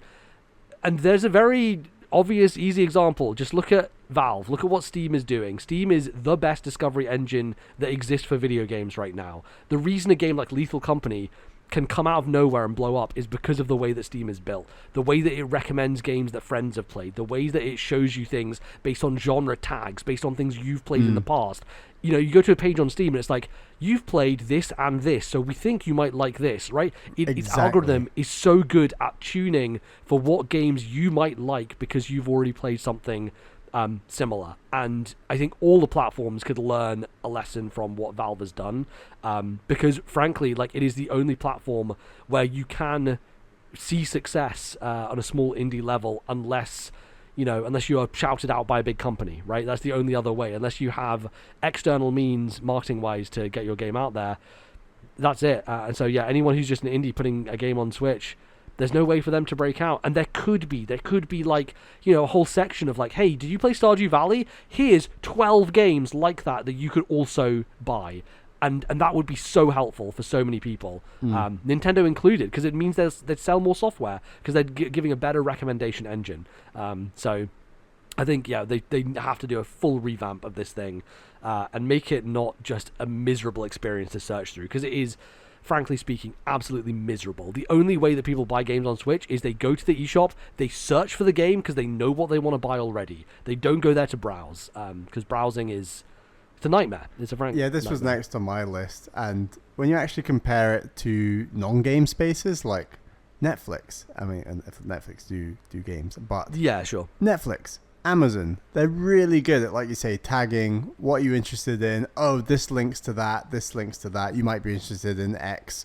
It's so easy to browse, and people will actually be like, oh yeah, I'll just watch that. And that's a very common way people would use Netflix or Amazon. But like you say, no one goes to the Nintendo Switch eShop like that. And there's a lot of meta tagging that needs to go on, but it's totally within their power to bloody do it. And especially around launch with a clean slate, launching a new eShop, they need to do this. It would make so much sense. And like you say, they can highlight indies, they can probably do promotional deals with indies and these sorts of things, and indies will actually say, oh, well, I know that when I go on the eShop, I can definitely see that thing. And at the moment, like you say, there's just no discoverability whatsoever. So yeah, they can do it better. Reviews would be a good thing as well, right? Like, a lot of the way that Steam runs is that reviews power everything, and so something that has positive reviews, that has a lot of reviews, is something that gets recommended more. Like, I think it's a good way of doing things, and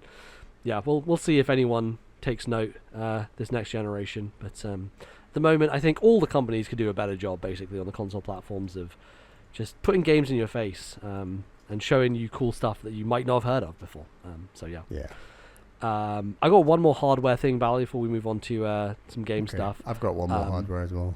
So my one more hardware thing is just give us a cable to attach to a TV, so that if I'm going somewhere... Now, I know the dock is very lightweight and easy to carry and stuff like that, but it would be very convenient to have HDMI out just from the Switch that goes directly into a machine, into a TV, because then you can almost hold it as a device and play it as a controller, almost Wii U style, potentially, but not in that way, just broadcasting it basically to a big screen and playing it that way. I think that would be a convenient thing to do that just makes things a little bit easier and means you don't always have to have the dock. Obviously, the dock is preferable, but like having a way of just attaching it to other screens more easily, I think would be welcome. So I'd like to have just a simple wire that comes with it that lets you do that. I've got one... now that we've tried Bally Jr. on some Mario Kart, and this is also for Caroline, actually, I want a smaller Pro Controller that is more aimed at female hands, kids' hands, just that aren't big man hands. That are just like the dominant design of all video game controllers. It shocks me. The only hand that works with a PS5 controller, otherwise you'll get cramps if you don't have Bally-sized hands. Exactly. It shocks me that like Sony and Microsoft, while they've got accessibility controllers, etc., they don't... I mean, Nintendo are very bad for not even having that. Of course, yeah. But they don't just have a smaller version of their existing controller. Now, yes, Joy-Cons, fine. But Caroline made the point, like, the Pro Controller is much more comfortable than the Joy-Cons and the Joy-Con grip. Like, she would love just something that's shaped like a Pro Controller, but it's just a little bit smaller and the buttons are slightly smaller. It's mad that this isn't more prevalent as more and more women are playing games. I'm shocked there's not, like, anything done about this, to be honest. And obviously Nintendo aren't the leaders when it comes to making games more accessible, but this just seems like a really easy win, and you can have like a bunch of different colors and whatever. Right. And one more thing to put in the Pro Controller: put in a damn headphone jack. Oh my god! How does Nintendo not have a headphone jack in the Pro Controller? And I guarantee you, they will launch a new Pro Controller that won't have one. I guarantee you. It's just one of those things that is Nintendo just does your head in so often. It drives me mad. Absolutely. So, that's really interesting. I never really thought about that as a potential option, right? And it says a lot that no company has done it, right? It's insane. Yeah.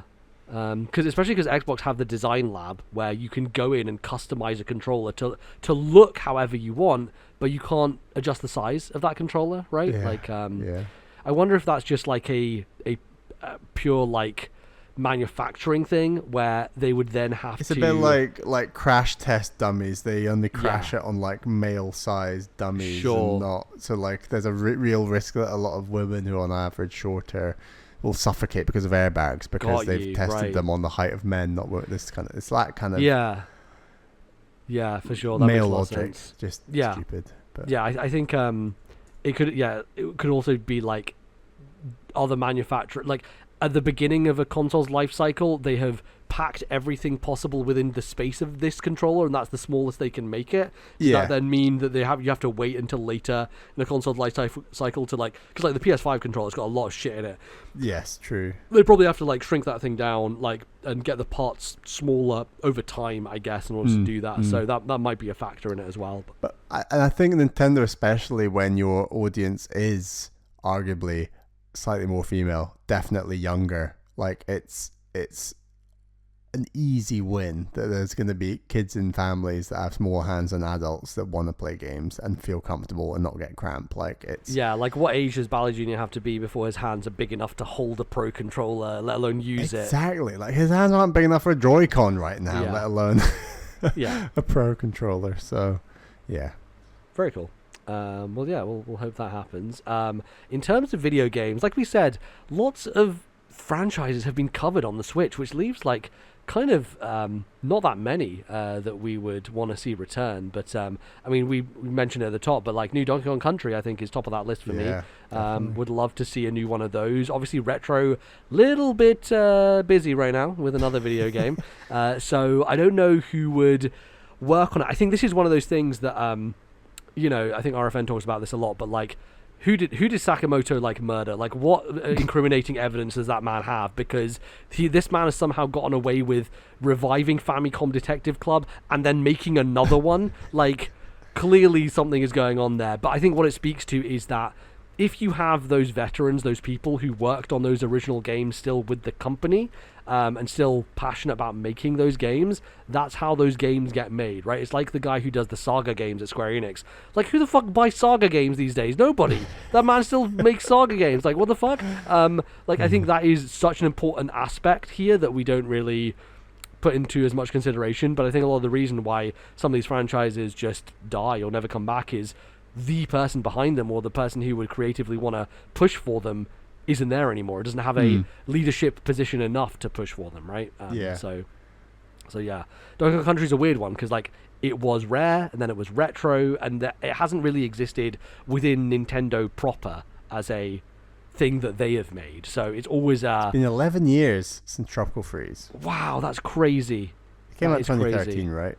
Yeah, 2014, I want to say. 2014? Okay, 10 years then. Yeah. But gosh damn, that is it's definitely a series I'd like to see more of, and I think is probably our favorite platforming series that Nintendo puts out. I could say the same about Wario Land. 100%. Yeah, I think that's the other one that we want to come back at some point, but feels like is probably lost to time. And we should also say that we're now approaching a launch window, and there's a very different type of game you see in the launch window from first party versus the middle, where everything, Nintendo tend to do, there are exceptions to every rule obviously, but they'll go for the safer franchises for launch. The big bangers at the start, right? Right, exactly. I think if we look at Switch, right, it was banger first year, okay second year, and then you start getting into like, we're having Astral Chain and Luigi's Mansion in here. They're still really good big games. Luigi's Mansion's such a fun example because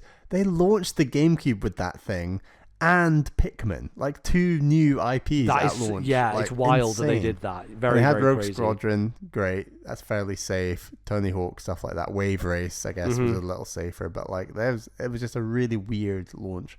Yeah, absolutely. And yeah, I think that kind of middle chunk is like slightly different. Like there are still some big ones coming out, but it's other kind of like B-tier stuff. And then you get to the end of the life cycle and they're like, oh, lol, how about we do the Denpa Men and remake another code and then put out Famicom Detective Club? And it's like, okay, most people have not heard of any of these, but I guess this is what we're getting at the end of the life. And I think it's interesting that an original 2D Zelda comes this year and not earlier. Like, it was probably one of the last bastions of mainline Nintendo franchises that just hadn't come to Switch yet. Definitely an original 2D Zelda, and we're going to get that. Yeah. Rhythm Heaven, of course, has been absent on Switch. We've had 2 WarioWares, but 0 Rhythm Heavens, which is a sad state of affairs. Very, very sad. I'd like to see that changed on the next system. Have a brand new one of those. They need to have a long, hard think what they do with this franchise, but I'm confident they can think of something good for Switch 2 is Star Fox. I think. Yeah, that's a good point. Yeah, there's been no Star Fox games on Switch, has there? None, not even remakes. Which is I think the lack of a remake of Star Fox on Switch is very surprising. But yeah, I don't know what they should do. Do they go open world? Do they do more linear stuff? Do they try and take ideas from other games and remix them in some way? I don't know. I would love to see them go big space open world, do their thing, because we've talked about the way they've made Mario more open with like Odyssey and obviously the Zelda series, and both those games are just insanely good. Maybe it's too obvious to just say, oh yeah, Star Fox, do the same and it'll be great. But it's definitely something you can... It's a great setting and a great bunch of characters, and I think there's a lot of potential. They just need to...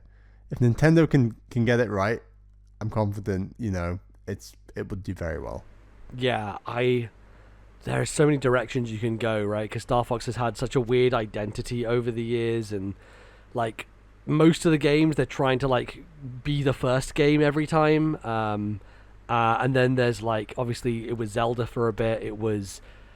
I think Assault is a really interesting touch point, because I feel like a lot of people like Assault, and I think probably you can do something with that format and kind of modernize it and make it so that you can make it work with the on the ground stuff as well as the flying stuff. I think there's a route there that could be taken, because I think that's probably a game that has been maybe overlooked in the Star Fox canon, that could be a point that you take and see what it does. So yeah, I'd like to see something interesting at the very least there. And I think they just need to get rid of Miyamoto. I think Miyamoto holds Star Fox back, and he just keeps trying to do the same thing and shoehorn stuff into it. I think we just need a younger, fresher team on Star Fox to just figure out a new direction, and yeah, make it work. So we'll see.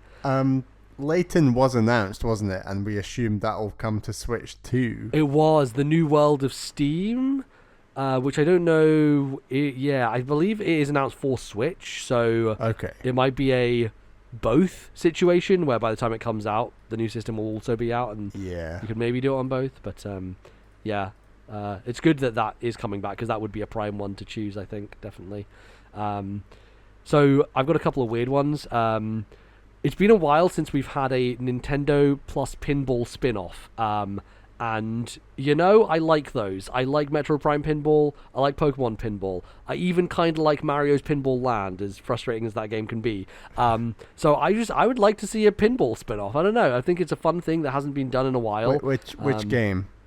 That's a good question. I feel I always advocate for Splatoon spin-offs, so probably would... That would be a good one. Yeah, I think that would make sense. You could do some really cool like ink sound design and splashing balls and... Yeah, I think that if you were just shooting the squid, like if the squid was the ball, essentially, and then you have a thing like in Metro Prime Pinball where you like get the squid to the center, they turn into a kid, and then they start shooting, Like you could do that, I think. Some fun things there.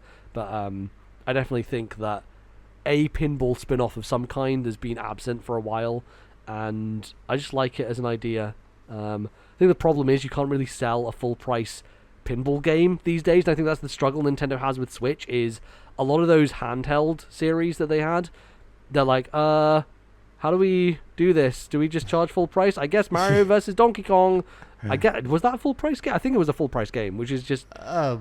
seems a I'm little pretty ridiculous. confident it wasn't. But Okay, I hope it wasn't, but yeah, like stuff like that, and stuff like remakes as well is always a iffy area. But yeah, I would like to see a new Paper Mario. Obviously, we got one on Switch, and that would be nice with the Thousand Year Door remake coming out. But that's again, that already exists on Switch. I think that's the thing, right? All the Mario RPGs now exist on Switch, so it's like, well, they did do them. Are they going to do more? We'll see. My last one is a weird one. I'm going to combine two games, Bally. So it's been a while since we've seen a game in the Excite series, of course, Excite Truck on Wii. It's also been a while since we've seen Pilot Wings. And so I present to you Excite Wings, a radical flying game where you combine both the elements of Pilot Wings and Excite together to make a fun, exciting flying racing thing. So yeah, I think both of those series could make some kind of comeback here. It's a question of like what you do, because like we've talked before about the identity of Pilot Wings is always technology, right? And is there technology? Is there a leap here that does Pilot Wings do the Microsoft Flight Simulator thing and simulate the entire world through I don't know, DLSS and stuff like that? Who knows? And yeah, I don't know what the Excite thing would be, but it's fast. You could go very quickly and show how quickly you render stuff. I don't know, but yeah, I think both would be cool to come back in some form. I've got one more launch game for the Wii U. Absolutely incredible. Want more things that celebrate Nintendo, and that's Nintendo Land. Nintendo Land 2, baby. Let's do it. Nintendo Land 2. Let's revamp the games that are highlighted. Let's get some really cool asymmetrical multiplayer games. Let's make it online as well. Make it online, like 2013 with Nintendo Land 1, and like didn't have online, right? Like, and that is still some of the best multiplayer experiences I've ever had, especially the asymmetrical multiplayer games with Luigi's Mansion and Mario Chase. Like, that is some really top-notch stuff, and let's see what features the Switch 2 does have. But if it's got some interesting features, let's utilize those in some of these games, and you know, let's celebrate family gaming and multiplayer and get on with it. I'm gonna play some Nintendo Land. Yeah, I think that'd be great. Definitely would love to see a return to that format. And it's got launch window energy, if they did. It has big launch window energy. Yeah, absolutely. Well, there you go. Those are some things that were not on the Switch that we think should be on its successor. And we'll see if we get any of them. Fingers crossed. They're going to drop the ball on so many of these. Yeah, 100%. Yeah, none of this is going to be addressed. And then surprise us with other things we hadn't thought of that we never knew we needed or wanted, because that's what Nintendo always do. But yeah, right. Remember when like he shook the Joy-Con? He's like, "There's ice cubes in this." I was like, "What the fuck? What are you talking about?" And then he's like, "Also, I can eat this sandwich, yum yum yum, with this IR sensor." I'm like, "This Nintendo are fucking mad. Well, what are they doing?" Like, they lost it. So yeah, there will be, I'm sure, plenty of that stuff going on, which will be exciting to see. Yeah, as we get closer to the end of this year, Bally, which we are well past the halfway point at this point, what is your percentage odds of a reveal of the system this year versus a reveal of the system next year? Before the summer direct that had like the Zelda drop and there's something. What is that big game in November? I've forgotten now, but yeah, there's some, I think it's Mario and Luigi, isn't it, in November? Mario and Luigi, exactly. Yeah. I would have been very confident for this year. Now I'm thinking March 2025 because that's what they said, and as the latest point, and coming out late summer 2025 is what it's feeling like. I don't know if I can be persuaded for any of that to be any earlier. What are you thinking? I'm definitely feeling a little pessimistic as well, in that same sense, where we're definitely not going to hit anything before September 26th, because that's the release date of Zelda, right? So we're not going to hit anything before that, guaranteed. Now, is there a chance that October, November, they do a little cheeky, hey, here's the thing? There's a chance. I think there is, even though they have announced that's what happened with games. Switch 1. Yeah, absolutely. And there were Wii U games, I think, announced past that point, potentially. Although maybe not, because the Wii U was a dire fucking situation. But like, I do think that there's still I'm gonna peg it at like a 30% chance of this year and a 70% chance of next year. And I think they're being definitely revealed. being revealed. Like the revealed trailer like they did with Switch 1. Exactly. Now, like, they might want to just repeat the past because it went well, which was October reveal, March release, right? But it just feels like Nintendo just want to take their time with everything on this system, and we know that they are not afraid of just holding on to finished games that sit there for years, right? Yes. So they are okay until they are fully confident in a brand new, Mario game they want to release and all that sort of stuff, which I think they want to have as killer a first year as they possibly can. And they do that by making sure that everything they have in that lineup they're fully confident in and they know is going to hit. So yeah, they can afford to take their time this time because unlike in the Wii U, they are not hemorrhaging cash. They in fact are sitting on cash as it piles higher and higher at this point. So yeah, and they're giving us Switch games coming out this year that we're excited about. And yeah, then exactly. Zelda, like that is very surprising and exciting. Yep, for sure. So fingers crossed. I mean, I want them to talk about it this year just for the sake of this goddamn podcast, because otherwise it's like, well, how many more episodes do we have where we just talk about what we think Switch 2 is going to be? Well, okay, there's at least 3 more for the rest There's of this definitely year. So. at least 3 more. Yeah.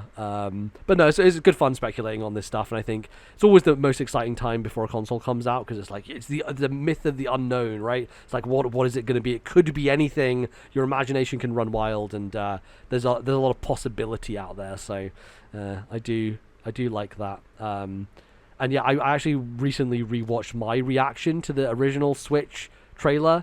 And I forgot that was on the internet. It is on the internet. You can go find that. And I was like, wow, yeah, this was the first time they showed Mario Odyssey. Like 2 clips that lasted a total of like 4 seconds maybe. And that was just a shock of like, oh, it's just new Mario. They're just showing it as part of this ad. So I wonder if, like, the thing that's very funny about that reaction that I look at now and I'm like, wow, that was a big deal. Like, I lose my mind at the fact that Skyrim is on the screen. I'm like, Skyrim on a Nintendo? And like nowadays I'm like, oh yeah, Bethesda and everyone, Overwatch, everything's on Switch these days. All third parties are back on Nintendo. Like it like makes no difference anymore. And yet back then it was such a seismic shift. It felt monumental. So yeah, I don't think we're going to have that kind of thing because the balance has been restored. But yeah, I'm sure there will be a lot of surprises. I mean, I think if GTA 6... we're on 6, aren't we? If GTA 6 were to launch on Switch 2, that would be bigger, more earth-shattering. Can you imagine if the reveal trailer for Switch 2 has GTA 6 footage in it? It'd be insane. Yeah. Yeah, that would be something. Yeah, that would be something. So yeah, fingers crossed, it'll all be good. But we will continue to be good as we get on out of here. We're gonna close the show. There's lots of places that you can do things with the podcast, such as going to patreon.com/ThisNintendoLife. You can find bonus episodes, fun things, and other stuff. And Bally, we'd like to thank some of our supporters as well as thank some new ones who have joined. We have 2 new patrons. Thank you so much for your support. They are Luke C and James N. Thank you for your support. And we also would like to thank our $10 tier plus patrons. They are Zach S, Thomas, Matthew, Albert, Wicked Gamer UK Alan, Turtle, Orange Thunder, and Ali T. Thank you all for your $10 tier plus support, but also thank you to all of our other patrons. We really, really appreciate all the support you give the show, and it definitely keeps things ticking, those, we buy a lot of video games and we really appreciate that Patreon money to pay for a lot of the games that we're talking about, so thank you very much. Absolutely. You can also go ahead and find us all over the internet, such as Spotify, Stitcher, and places that you can review podcasts. Bally, I figured out the thing with the Pocket Cast thing. It is not, in fact, a Pocket Cast rating. It is an amalgamation of ratings from different places. They basically just take them together and do their own algorithm on it. Weird. And then that gives them a number. So I don't know. Does that include Spotify? I think it includes Spotify, yeah. Okay. So it's a whole weird thing that they're doing. But in any case, you can find us there. You can find us on the internet. I'm at LordNBZ. Where can people find you, Bally? I'm at Ballyman91. That's BALLYMAN91. That's on Twitter and Blue Sky. Find the podcast Twitter at TNL podcast. Go follow us there for updates, news, all the above. Join our Discord server. Join our Discord, absolutely. Yeah, some fun things happening there. And yeah, chat with some people about video game things, Nintendo things. And there was a weird Discord bot that you fought against. Oh right, no, I don't think. Yeah, I'm not sure if that was a bot or just some spam guy, but someone came in and just fucking did like that thing where they post in every channel and are like atting everybody, and it's like, oh my fucking god. So I was able to ban that person and get rid of that thing, but it's all safe now, so don't worry. Just come and join, and so it's all good. Yes. So yeah, had to figure out a little bit of a wrinkle there. But yeah, that is a thing you should do. And then most of all, Bal, you should go and email the show. We said last time, please email. And we got a little bit, but you just give us some more. We need more, much more. So please feed us the emails. We must be satiated. And where can they send those emails to, Bally? Please email thisnintendolife@gmail.com. That is thisnintendolife@gmail.com. Good stuff. Yeah, like I said at the beginning, go check out that video I did with Joey on his channel if you want some nostalgic Pokemon stuff. Yeah, I think that's good. I'm playing Gestalt, Steam, and Cinder right now, Bally. Oh, nice. I very fortunately got a code through work, so I've jumped on that, and it's continuing my year of Metroidvanias. So gonna hopefully be talking about that next time. So far, hotter or less hot than Fist? Oh, I think I like it more than Fist. Yeah, okay, so far it feels a bit more in my lane. But yeah, we'll see how it goes. Yeah, a few other things bouncing around. I want to finish a few things, and I'll be coming up to Scotland as well very soon. So for a little bit, so have to bring some Switch and Steam Deck with me and figure out what to do. A list of games we will be playing. That's how. Yeah, absolutely. Time. Yes, yeah, we should do that. I'm probably going to be starting another game that came out last year, Gumbrella. Ooh, nice. Okay. Because it's not a nice little short game. Because I'm trying to get to the end. I'm almost there at the end of Final Fantasy VII Rebirth. The game that I've been never talking ends. about on the Nintendo show. So yeah, I'm getting there. Queen's Blood is still like the best bit about that game. I love it so much. But yeah, it's the year of the card game, man. Queen's Blood, Balatro, it's all about them. Yeah. So. All right, that's going to do us. Thanks, everybody, for listening. We'll be back in a couple weeks' time with some more podcasting, some more chat about Nintendo and video games. Until then, thank you for listening. Goodbye.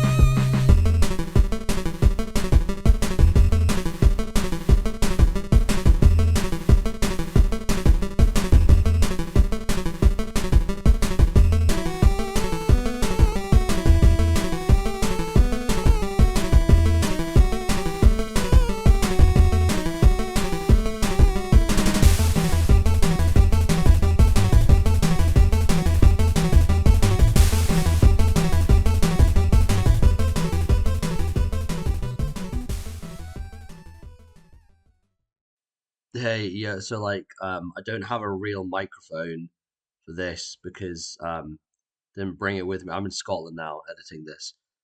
So I sounds bad. But you're gonna deal with it because it's literally at the end of the podcast. Who the hell listens to the end of this anyway? Only you, person there, right now, who wants to know the name of the song I used in this. Can you guess? It was from Neon White. What was it called? Let's see. Oh, it's called The Neon Bar. Neon Bar from Neon White. Copyright Angel Matrix 2022.